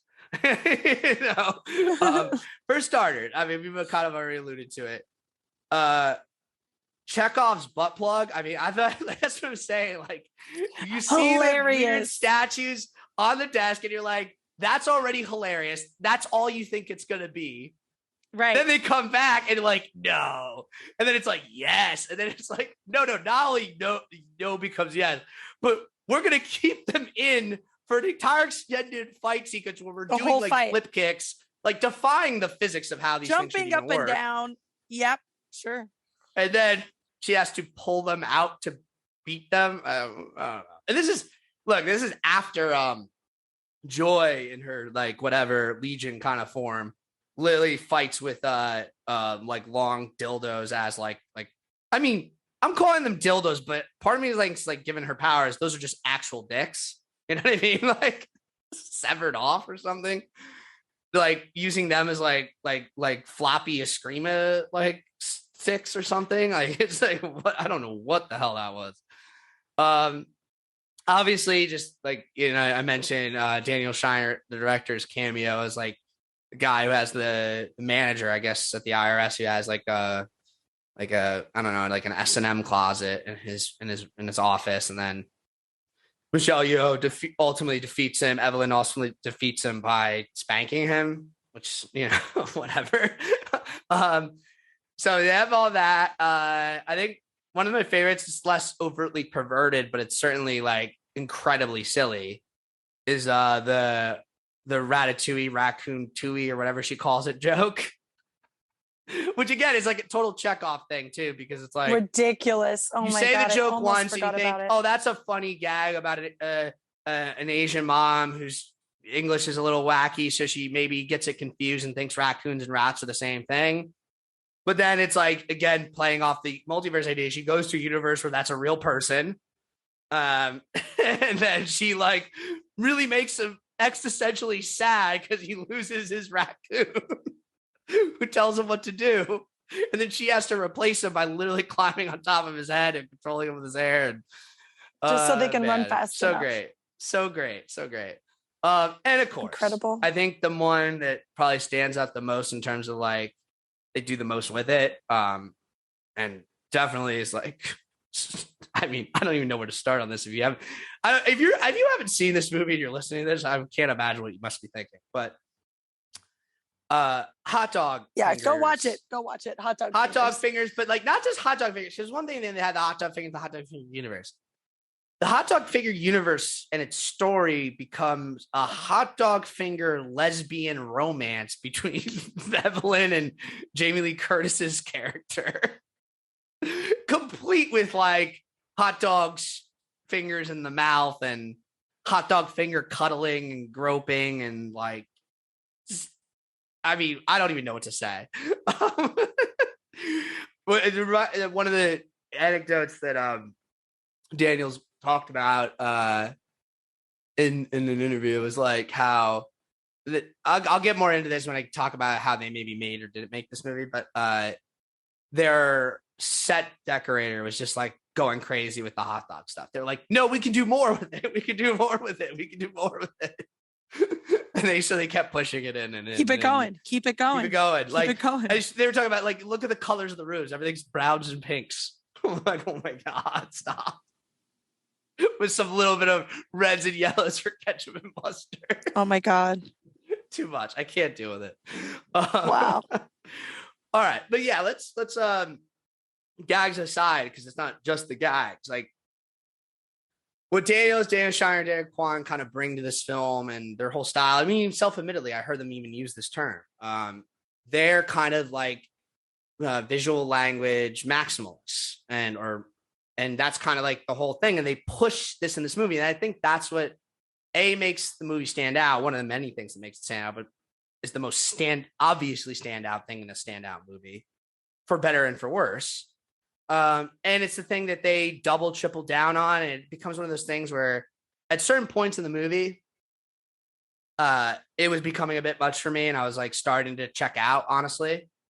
But they were good in the way they were able to kind of slow things down or whatever, refocus things at key moments that got me back in and kind of saved my experience. I don't know if you had any similar moments really, but I mean, I had a great experience that I didn't need it to. Yeah. But you said you had no notes. So there was at no point where you're like, I don't know. Okay. This is becoming a bit much for me. Every time I thought it was that it was starting to get a bit much, I was like, nope, I'm fine with this. The hot dog finger. I'm like, go deeper down this rabbit hole. I loved it. I loved it, how far it went, and the maximumness of what you like they said, the maximum. I loved it. Give me more. I mean, manja, manja, manja. It was fantastic. I think it's just like I felt it's weird. I felt myself getting very tired in the parts I'm talking about because it was like it's almost like it was exhausting. It was just like, okay, and then it was. Yeah. So I mean, I think maybe it'll get a little bit better on future watches because I'll just be like, I'll kind of almost have a checkout level of safety, if that makes sense. Or I'll pace my own brain better because just backing up, honestly, I was like kind of stressed out for a good chunk of this movie because I was like, I'm gonna have to talk about this tomorrow. Oh my God, I can't do it. I was like getting homework anxiety. I don't know. I mostly like didn't do shit about it other than, watch some interviews and stuff and didn't write any notes down until like right before we started recording. And I think it worked out fine. So there you go. Crisis averted, but it was stressing me out watching it because I was like, holy shit, I can't miss anything. I got to pay attention to all this crazy shit. Right. And I was thinking I was going to need to watch it at least once more, but it's stuck in my brain so well. Yeah, that's a good sign, right? But okay, so in terms of techniques, and I guess this is maybe the part where I won't have as much like precision about it as I could if I was like rewatching it at home and could really like study every little thing. But just off a first watch and somewhat vaguely. So one of the things the movie does as a stylistic technique is actually one of the first things it introduces you to, is this like sort of fracture thing where you're kind of having these overlapping shots, sometimes with a little bit of like a glass crack kind of over the screen. Sometimes not, but it kind of, it's the first way the movie's starting to open you up and condition you to this idea of like parallel action, right? Weirdly, as the movie goes on, its way of communicating that parallel action actually gets more traditional and more obvious. But at first, it doesn't want to start you there. It just starts in a sort of more overt, direct visual thing. Reality is fracturing. I think actually the thing you talked about earlier, Dana, I think was actually very on point in terms of like communicating the reasoning behind this visual cue which is this idea that Evelyn kind of as a starting point is already kind of fractured. So the fracturing was already there. It's like the bone was already breaking and now it just broke, right? So you have those little, and so like when she's first even communicating with the alpha version of Wayman, it's kind of like going in and out of these fractures, with like her in the closet, but then she's actually just back in her seat having the same conversation with the IRS lady. Exactly. Right. Yeah. Once the fighting and all this stuff begins, that's when you start to get another technique that I would argue maybe the movie overly uses, but it's so overused that it becomes, well, this is just how the movie is so part of the visual language, like it or not, that it's everything.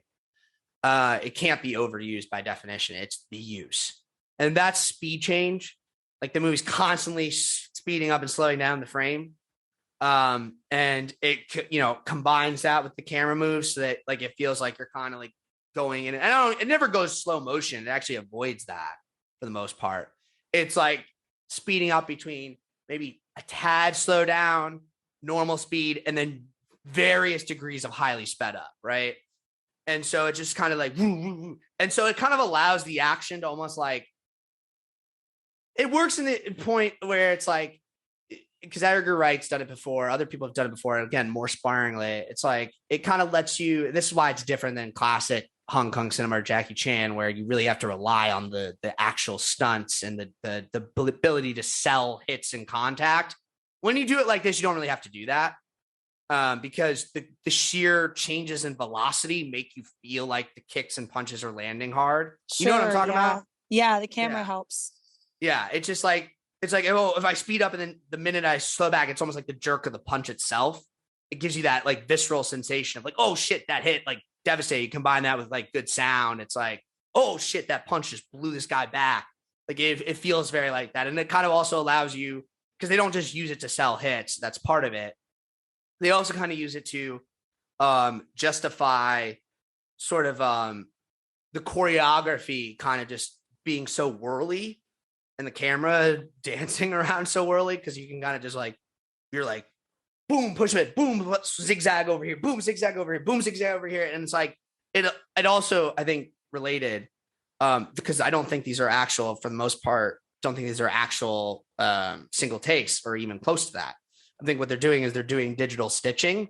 And so when you speed up, have the speed changes, it allows you to hide the stitches pretty easily. Which is, again, smart. It's kind of like almost like the push-in version of a whip pan, I guess, is maybe a good way to put it. Yeah, interesting stuff. So similarly, or they use it, I guess I already talked about it because it's kind of in conjunction with the speed change, is they use a sort of constant close to wide oscillation. You could call that a zoom, but it's not literally a zoom ever, or I don't think ever it's literally a zoom. They don't ever, even though zoom shots are all over Asian cinema, they don't really use them unless I'm missing something. It's just more like I said, this constant sense of velocity by pushing in and pulling back and whipping over here, then pushing and pulling back all over again. So it constantly is like the frame is constantly moving between wide, close, wide, close. Again, another great way, conveniently, to hide not only digital stitching, but, stunt work that maybe is like not perfect, where it's like, oh, if I take wind up from my punch in wide and then I get close, now all of a sudden it's like I don't have to make that the hit and the impact sell the same way at all. Yeah, I mean, like, well, you've done a lot of, or not, I don't know a lot. I don't know what what's from your perspective, like doing stunts. I mean, do you feel? Because I know I feel like one of the just overarching things that's talked about, and I'm not looping this movie into this because, like I said, this movie's doing its own kind of style to try to deal with these things, but we've definitely gone away from the model of like, it just requires an incredible amount of skill and dedication to do like what Jackie Chan and his stunt team would do. It's a lot of skill. It's literally like, I've done my own stunts for 2 films that were kind of stunt heavy. And the one thing that I really learned, because I had done stage combat classes and stuff at Stella Adler and taken another one through a friend of mine that teaches at Strasbourg. And the one thing that I really learned is like, it's a team effort. It's a dance. You really have to learn how to trust your partner and then rehearse. And all of that takes so much dedication. It's so physically taxing to do this. Let's just take it even further back. It's physically taxing to just dance with a partner. Think about what Dancing with the Stars people have to do. And just dance. So imagine that it's not just an actual dance, it's a fight dance. So now you're jumping and kicking and doing the same kind of repetitive motions and memorizing them. Okay, after I duck, I'm supposed to punch with my left, and then I'm supposed to slip to the right, and then I'm supposed to give a double jab. Like, you need to remember all of that. Incredibly exhausting.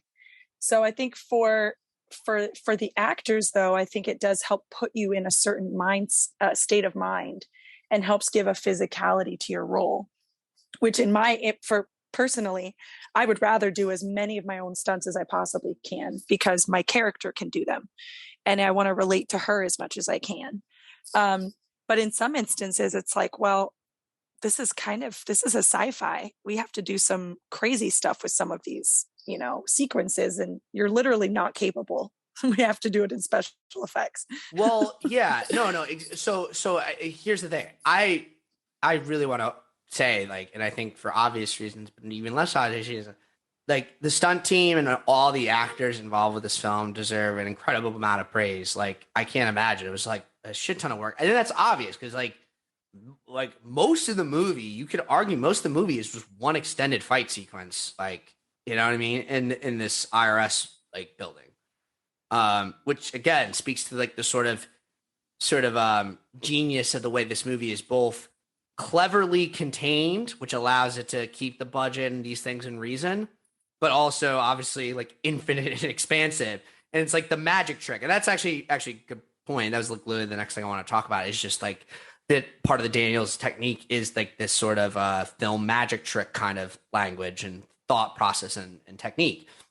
But before I get too much into that, just to close the loop on the stunts and the choreography stuff, it's like everything I'm saying with the camera techniques too, it's It is, yes, to hide certain stitchings and things that would make this more traditional stunt work and wide kind of display of it more complicated, nigh impossible.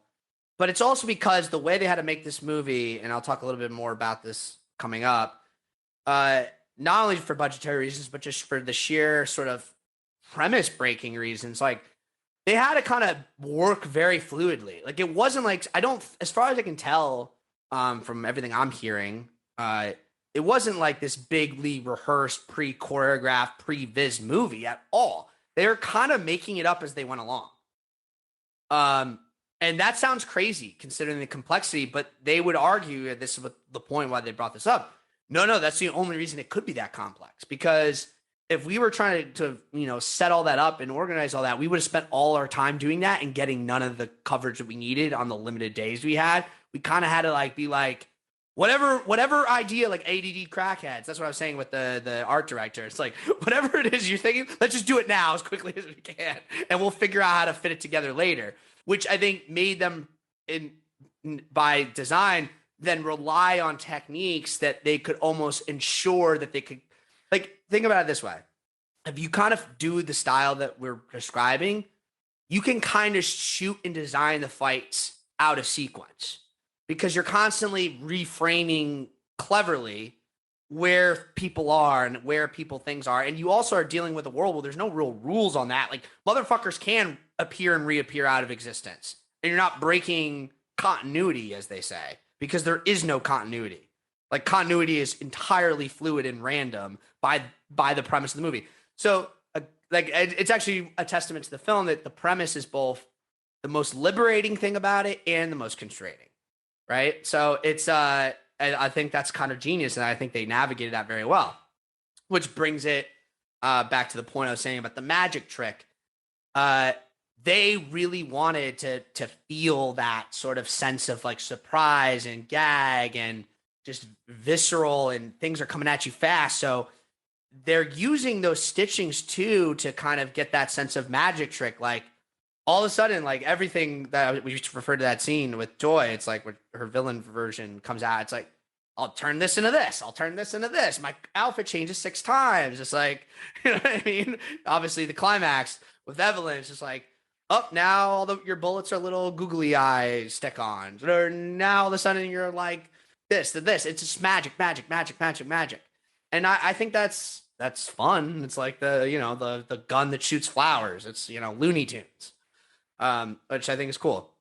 And, they have to use sound to really sell that too. Because not just impacts and fights, but just the very clever use of all the different elements of the I think the sound mixing. design in this movie was spot on. I mean, the noise that the little eyeballs make, like the noise that so many of the texture, there's a lot of texture in this film. Absolutely. And I think that it's definitely translates much more easily for me because of the sound. It added so much texture and depth to an already rich textured film. Yeah. No, totally. I mean, and all that fits together too. The last thing I'll say on these techniques before I get into kind of the more result or purpose of them is that's what I mean when I said at the start, I was like, yeah, it's weird how you start with the fractures where it's kind of like non-conventional and kind of very direct visual. And by the time the movie progresses, you actually get towards the end, it becomes just like a, kind of, I mean, with its own sort of logic, but a Christopher Nolan movie. It's just all cross-cut. Like, it's just like, here's this universe. They're all kind of interacting. It's just totally fluid. And I love that because the key is, as Scorsese would famously say when he's talking about making The Wolf of Wall Street, there's no continuity. We don't care about continuity. Just keep going. No continuity. And trust me, he doesn't mean no continuity as in there's literally no continuity. And even in this film, they don't mean literally no continuity. The story is advancing in each of the parallels. The story, and they're each interacting and juxtaposing, and causes and effect is moving fluidly between them all. Yes. But it's that sense of pure cinematic storytelling where time is your like your bitch. Time and space are your bitch, and like you can do with them as you please, and you don't have to.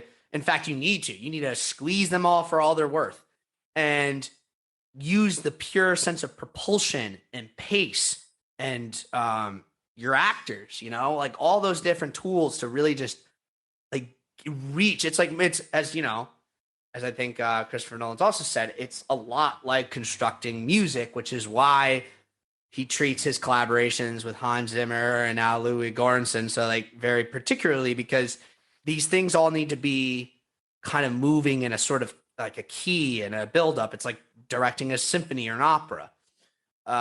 And so I think the film does that really well. I mean, is it as good as Christopher Nolan's best? I don't know. I don't know. That's debatable. Probably not. I don't think few things will top the last like 15 minutes of Dunkirk or, Tenet's so crazy the first time you see it, you kind of can't even understand what you're watching, but whatever. Even more than this movie. Okay, what is that all about, right? Like, when I talk about the cross-cutting and like what are we seeing, like how is that being set up? I mean, this movie is a movie about the multiverse. That's what we've been talking around it. But now let's get into it, because in order to even hit the themes of the movie, we're gonna have to like explain the means of the reaching them, right? So I like what you said earlier, which I think took it from a more internal psychological point of view, which I mean, shit, Dana, that's like kind of my trademark. So you got ahead of me there. But I think I think Daniels feels this way too. I mean, they've said so. They're very interested in the sort of like literal science and science speculation kind of implications of this. And I think it's almost a natural storytelling thing, which is kind of like following along with the infinite worlds theory and really embracing that infinity, if you will, to effect. So it's like all about kind of keeping these like distinct visual languages and cues. We talked about it, like the way they had to really rely on their crew to keep pushing them and just keep throwing ideas, and for them to just kind of try things and on the fly and on the go. And just, that's how you get everything from the hot dog universe to all the little variations of the various kung fu universes and different things like that. But if you take it back to the more broad idea, right? Like, what are we really talking about with the infinite worlds theory? What we're talking about is the idea, and the movie doesn't ever really directly spell this out, though it shows you, is literally anything. If you're talking about literally infinite, right?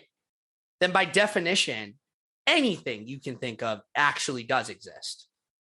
And actually, not only does anything you can think of exist, everything you can't think of exists as well.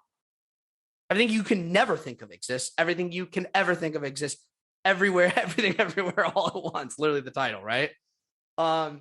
So in other words, every movie you've ever seen actually is real somewhere. Every possible weird exaggeration of feature is real somewhere. Somewhere, yeah. And then again, we mean somewhere in the sea of multiverses. I'm not going to get into trying to explain the quantum mechanics or like inflation or any of those things, sort of like the rise from nothingness or the establishment of physical law or any of those things. But just well, I think it definitely touches on quantum entanglement a little bit. Just the fact that she and Evelyn and Waymond find each other in every life. They're together in some way, even if in the movie star one they don't stay together. They find each other in every life, and Joy is their daughter, and there's some elements of quantum entanglement in that for me. Okay, so I mean, yeah, you're talking about more like metaphorical or like emotional sense, but like the way a kind of maybe literal quantum entanglement goes on is like how those I guess little quarks, Bluetooth things work in terms of like, well, because I don't know, does quantum entanglement imply across universes? I don't know if it does. it'd be like, I'm not a physicist, and this is all theoretical, but yeah, I'm not sure it does, because the particles in one universe can't be entangled to a particle in a different universe. So whatever, who cares? Unless they're exactly the same particle. But they can't be, because they're in a different universe. But they like, can even be. if a universe, if it was because it's identical, everything everywhere all at once, Marcus. The same particle in all the places would have the same connection to other particles in all the places. If they're all her, okay, I'm not a she can physicist, but I'm pretty sure it access does all of not. them. It does not work that way. Like, it's like the whole idea is that, like, okay, if I can entangle two particles across an infinite amount of space within a universe, because space only exists within the universe. Like, the multiverse implies other space and other time and other entire arrangements of physics and particles, potentially. And if you're following infinite world, Potentially. literally infinite. So you could have an infinite number of universes that are identical to this one, and an infinite number of universes that are, like, incomprehensible to us.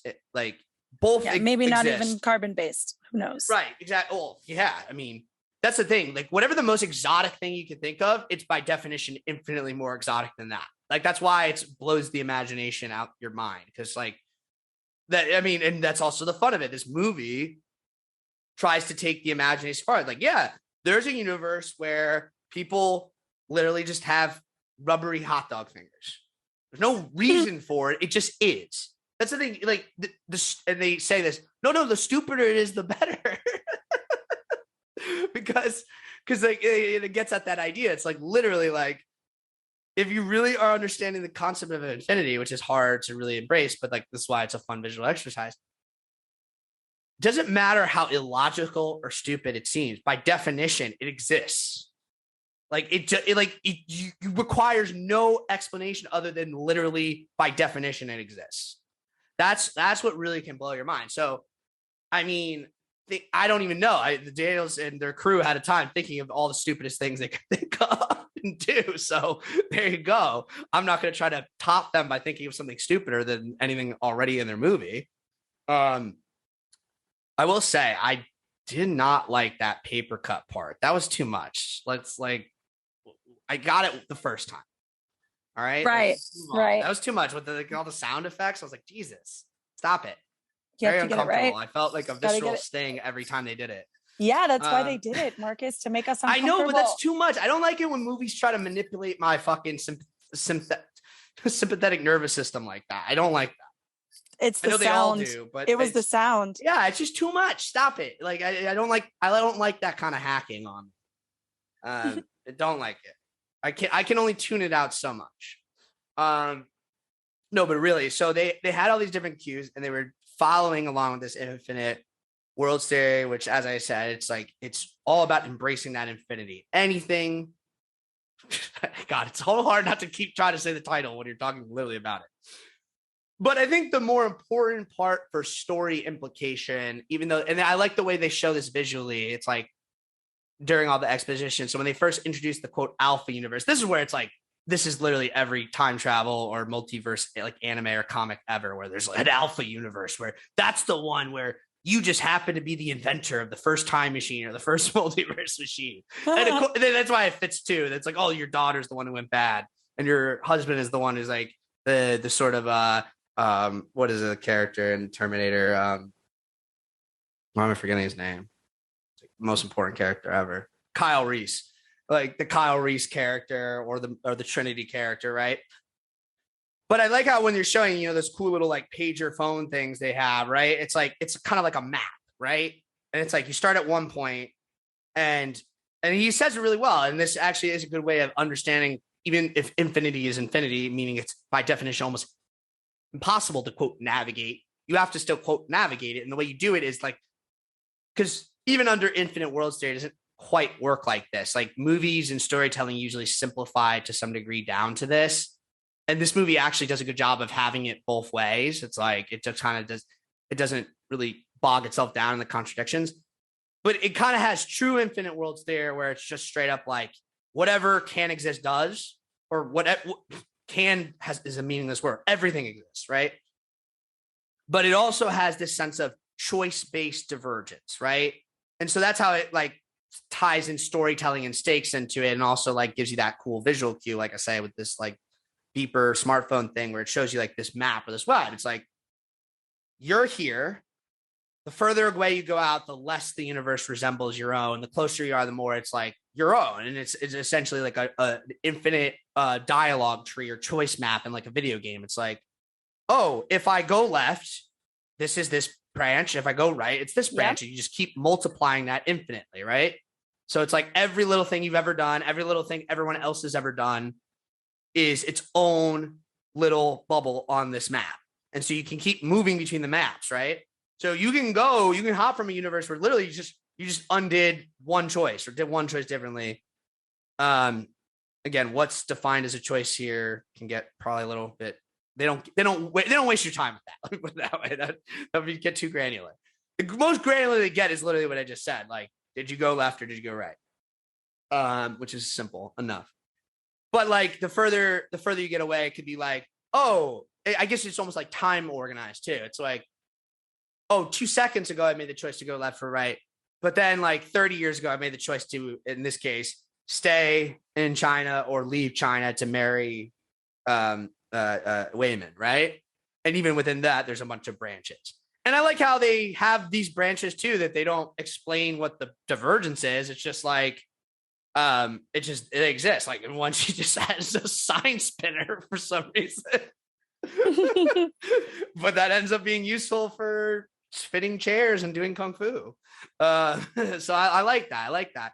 And I just, again, as someone who plays video games, literally one of the games I've been playing most of this game, Triangle Strategy, which has literally like exactly that, like these branching paths. So like to 100% the game, I had to like make every possible choice so I could see every branch of the story branch, you know, which I've done now, but I'm still playing it over again. Cause I'm like, well, now that I've seen all the paths, I like this path the best. So I'm going to like perfect path it now, you know, which is cool. I like doing that.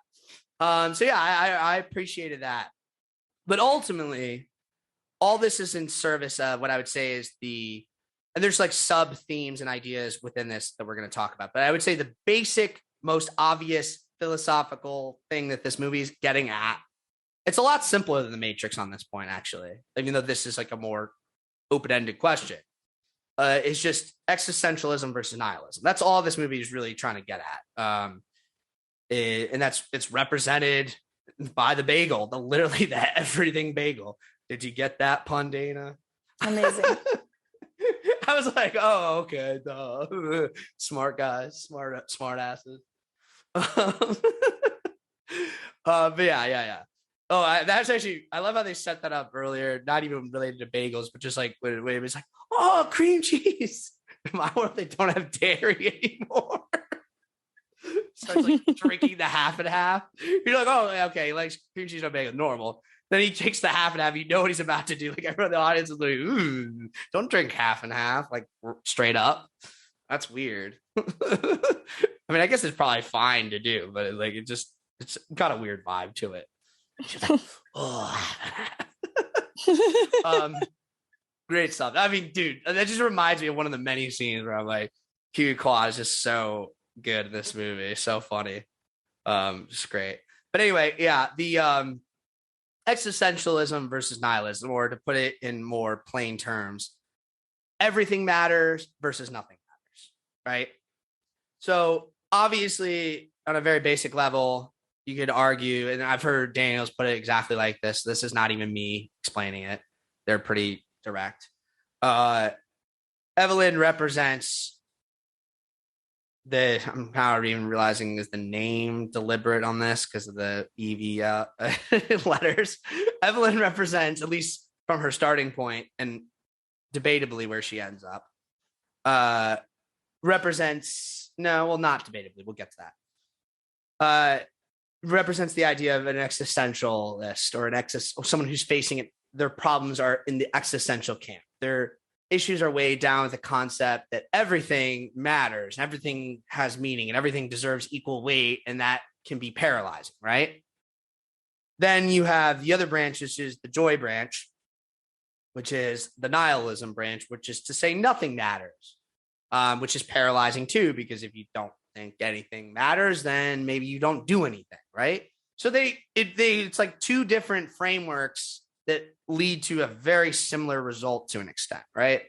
Of a just sort of kind of malaise. Now, when you go into how these characters represent that on a basic level and what it's meant to mean, or like kind of like how it feels, this is where you start to get into some of the sub themes and sub ideas, I think, that are interesting work to explore, right? So the way I broke this down is like, what makes Evelyn this existentialist? I mean, there's a couple ways. One of the more obvious ones, well, not obvious, but maybe the more broad ones is I think there's something meant to speak a little bit culturally to mothers in East Asian families, but mothers in general. It's like they're constantly doing things. They're constantly moving through things. They're constantly tracking things. They're constantly putting things on other people and controlling things on other people. And it's like it becomes this never, and this like the first 10, 15 minutes of the movie before you get into any of the multiverse stuff, I actually found that to be some of the most exhausting material, where it was just literally like speed running through this this day of like high anxiety for seemingly no reason.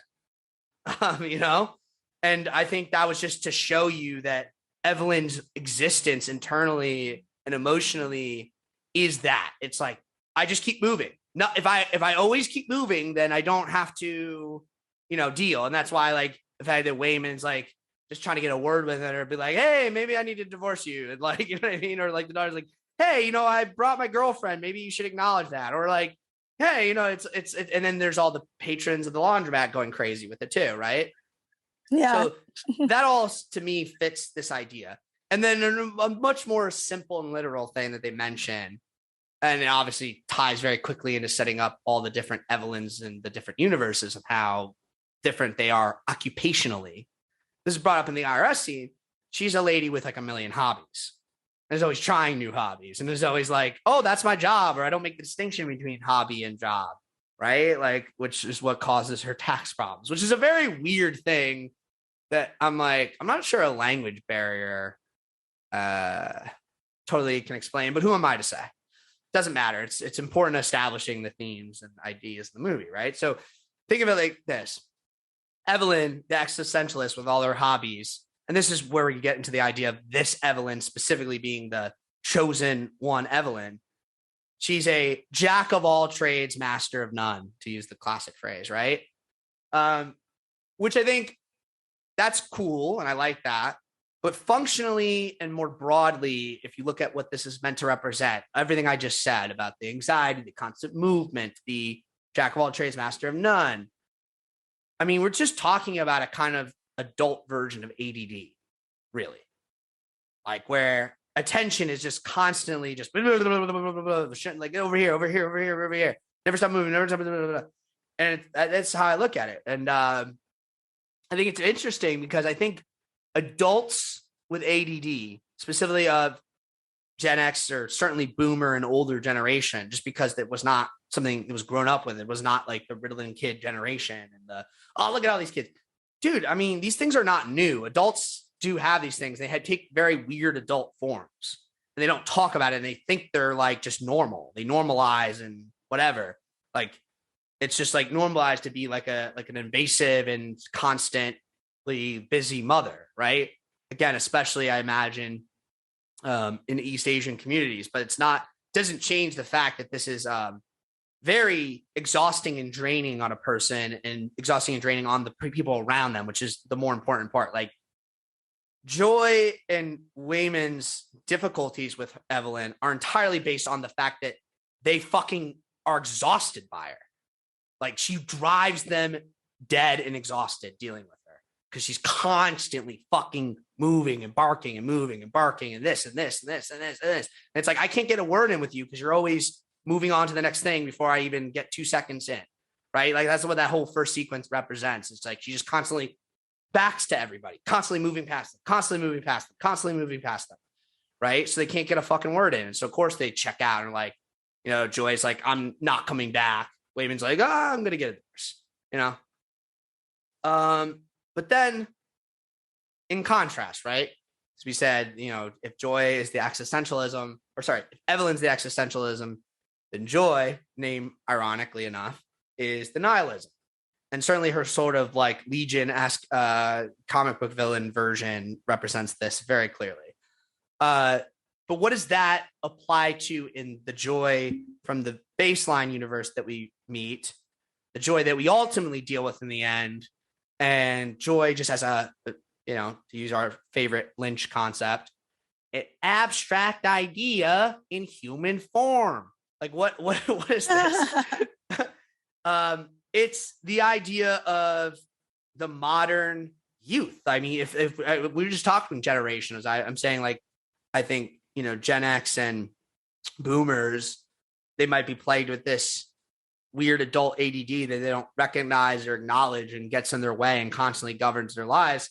Well, by extension or reversal, there's a whole generation now, and this ties into things we've talked about a bunch of times in other contexts, like of a generation that's dealing with just total environmental abyss, economic stagnation, decline, lack of opportunities. All this breeds and continues to, go into social alienation and atomization of individuals as opposed to community, right? And that then in turn has helped breed the sort of internet culture that we're talking about, the negative sides. We've talked about the red pill world. The more extreme version is what they call the black pill, which there's a reason the bagel's black. It's the black pill bagel, which is doomer ideology. Basically, it's like really full. It's a more hostile kind of nihilism that, if you're talking about in certain subsections of these internet communities, has led to violence and shootings and really bad stuff. Let's put it that way. But then even more broadly, because that you might say that's the extreme or that's the fringe, though I think black pill and red pill, certainly red pill, but even black pill, doomers, all that stuff. You look at just memes broadly, you see it represented constantly. It's everywhere. So even if people aren't engaging in actual extremism or anything like that, they're still surrounded by the signifiers and they still exist in the society that bred the feelings to begin with. So it's like, yeah, I might harbor no ill will towards anybody, but I'm still constantly seeing crying Wojak memes everywhere about how we should all just like smoke cigarettes and go in a hole.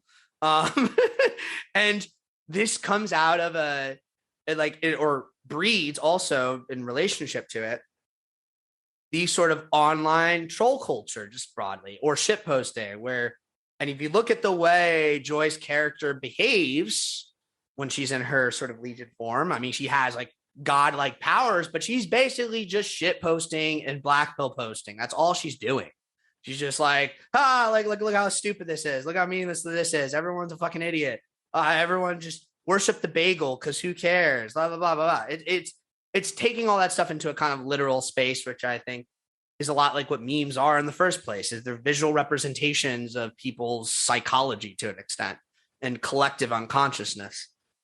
Now, what's interesting about that rush between Evelyn's existentialism and the sort of anxiety and woes and stagnation it causes versus Joy's nihilism and the anxiety and woes and stagnation it causes. It's like, what? How are you starting from opposite points of view and ending up in the same place?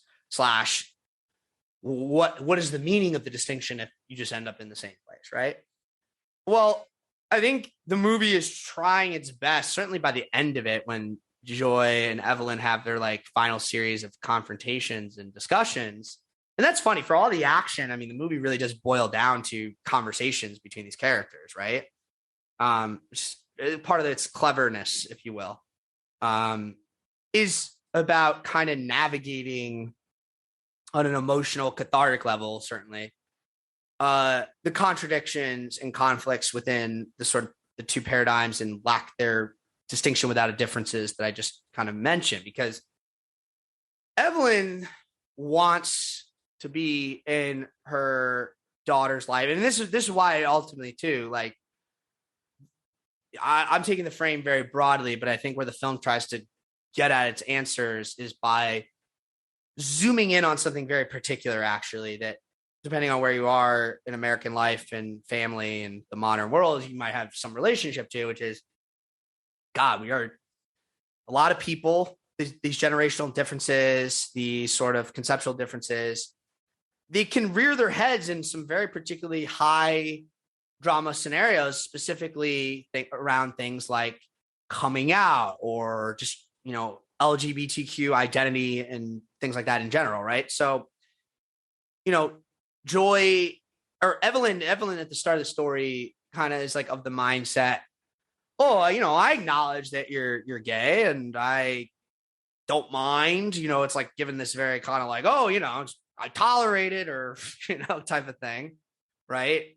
But part of Joy's depression or malaise is this sense of like, there's deep layers of complexity to it, is the sense of, well, I'm not really being recognized, right? Like I'm aware of that.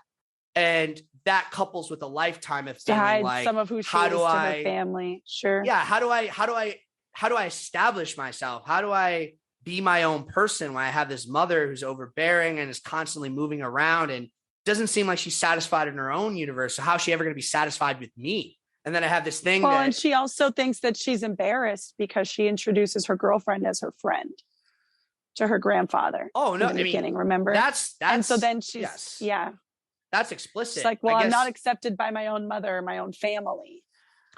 I guess what I was just getting at though is like the acceptance of her queerness, or specifically that she has a girlfriend, is exacerbated by this broader sense that she would have had well before she maybe realized she was gay or came out or had any of those things, which is that her mother is too fixated on everything else that she seems, and she brings this up directly, like an infinitely small piece of shit in her mother's living room that doesn't really matter. So if she doesn't matter, maybe nothing matters. Like that's the answer to addressing this feelings that she doesn't matter, that she does not matter to her mother, that her sort of anxiety about it. These are all, that's what I'm saying. I think these are all very relatable things. I think focusing it on the issue of coming out and queer acceptance, obviously it's very topical to right now. But it's also just the fact that it, I think, does represent a huge part of people's experiences dealing with those things, because we all might have various degrees of those feelings.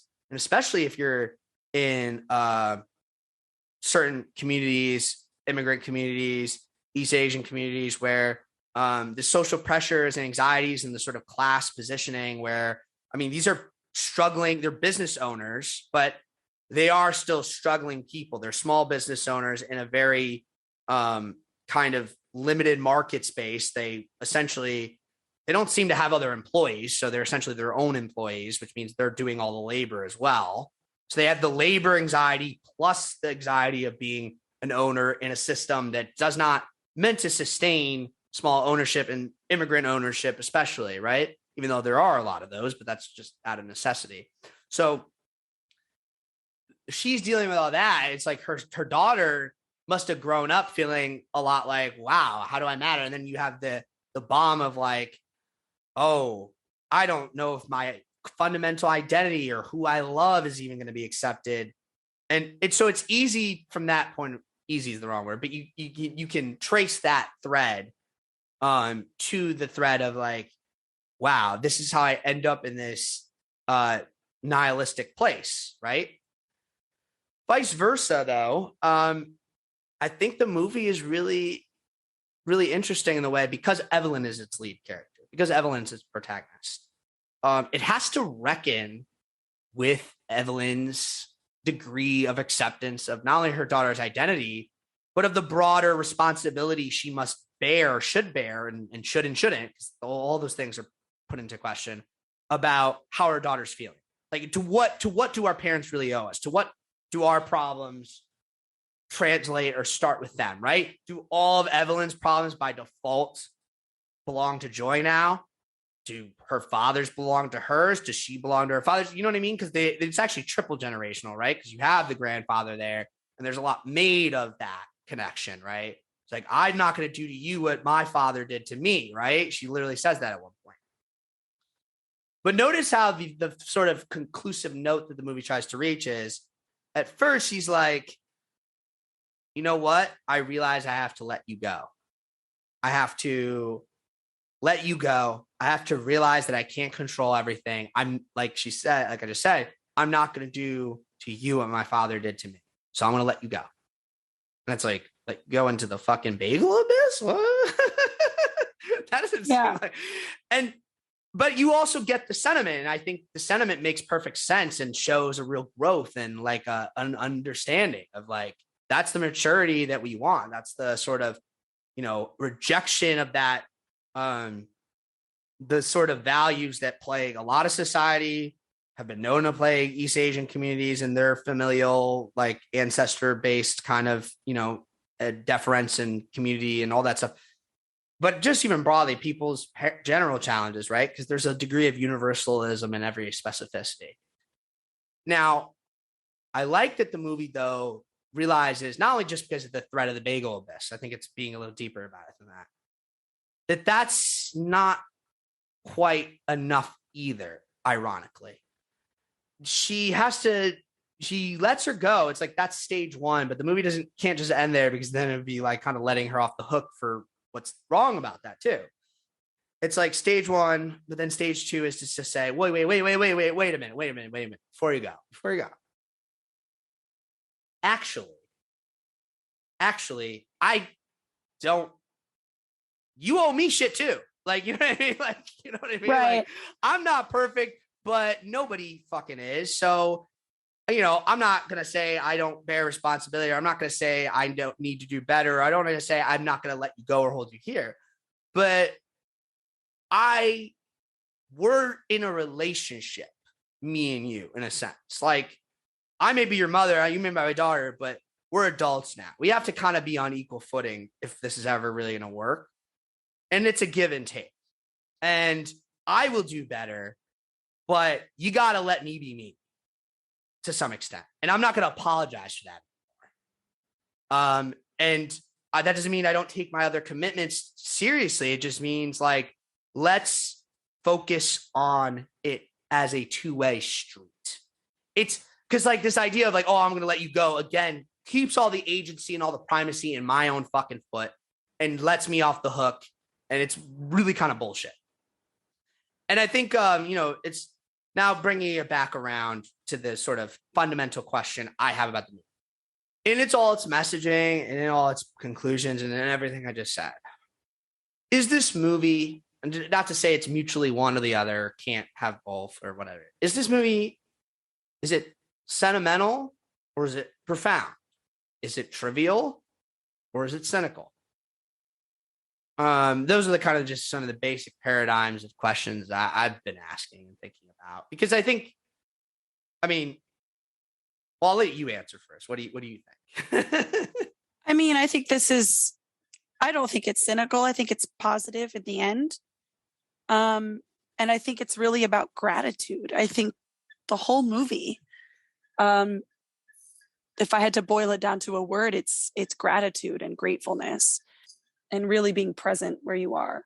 I found it very romantic and uplifting in that sense. Well, okay. So let me put it this way, because I think your answer is great, but taking it from my own point of view, it's like, not that it's, again, mutually exclusive or always one way, but traditionally, I'm one who just like doesn't really go, not that I never do, but doesn't really go for sentimentality or romanticism. So saying a movie is those things or settles on those things is almost like, again, without further context or specificity, is almost like, by definition, a criticism I would be throwing at it or something I didn't like.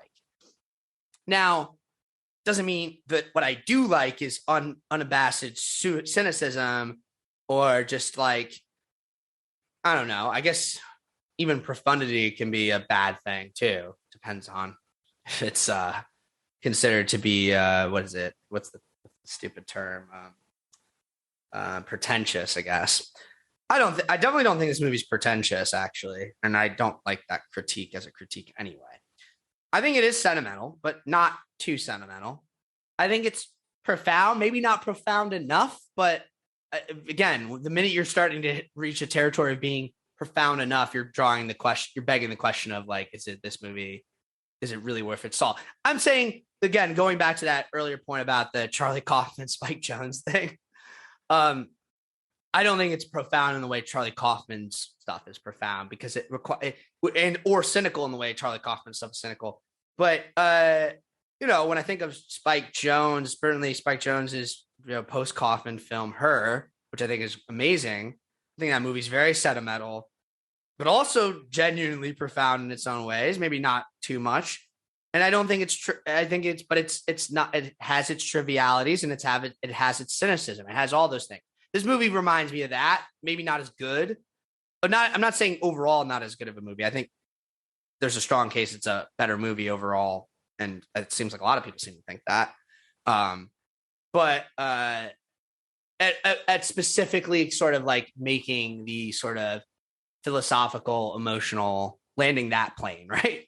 And this is what I get back to when I go back to Swiss Army Man. I mean, when I talk about it not landing the runway, I mean, like, if this is the runway we were talking about, the movie, the plane was going like a totally different goddamn direction, right? This one is, especially the last 20, 30 minutes, is really trying to land this fucking plane in that zone. And the question is, to me, how well does it do that? And how much should that count or hold it against it, when ultimately I think the movie is great just as like a kind of a sci-fi Jackie Chan kind of mashup, ridiculous, farce. But I think if that's all it was, I don't know. It's like, it's hard to, I think the biggest advantage this movie has in terms of being a movie that one could take one seriously, when they say, as you, Dana, have said, I think it's like the best movie ever made. It has to have something. Like, I wouldn't be able to take that statement seriously if there wasn't a degree to which I could actually have the conversation we're having now about where it really lands in terms of really having something to say that matters and something to really think about that matters, right?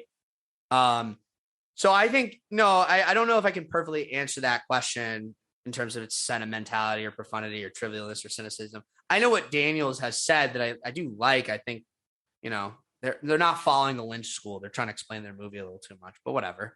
They've said, like, they look at what they're trying to go for with the ending and the messaging is, it's like, well, Evelyn starts thinking everything matters and she learns that nothing matters, and that kind of puts her in a cynical place. And then she gets sentimental about it by being like, you know what, actually, I'm going to accept the nihilism for the better, and that's actually a good thing. And then she does that, but she also realizes, as I was just saying, that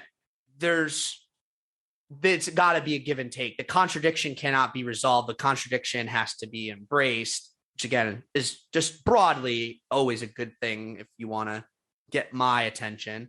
And I love that. I mean, we didn't even talk about it, but one of the more choicey but still very fun visual things that really works its way into the climax is the rocks. Yes. Oh my! I have to say, the rocks might be my favorite. The rocks are, yeah. Oh my God. I don't know why. It just, yeah.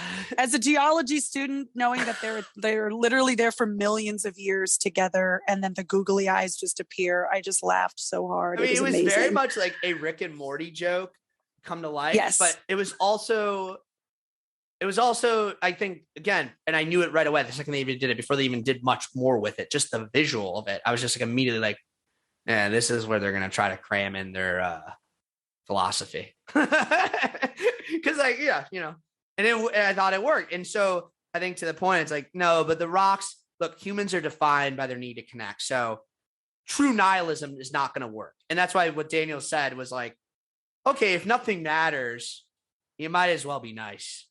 And I mean, that was kind of the message that, we didn't even talk about it, but Wayman's whole sort of thing that comes out in his In the Mood for Love homage is just like, my way of fighting is I'm kind.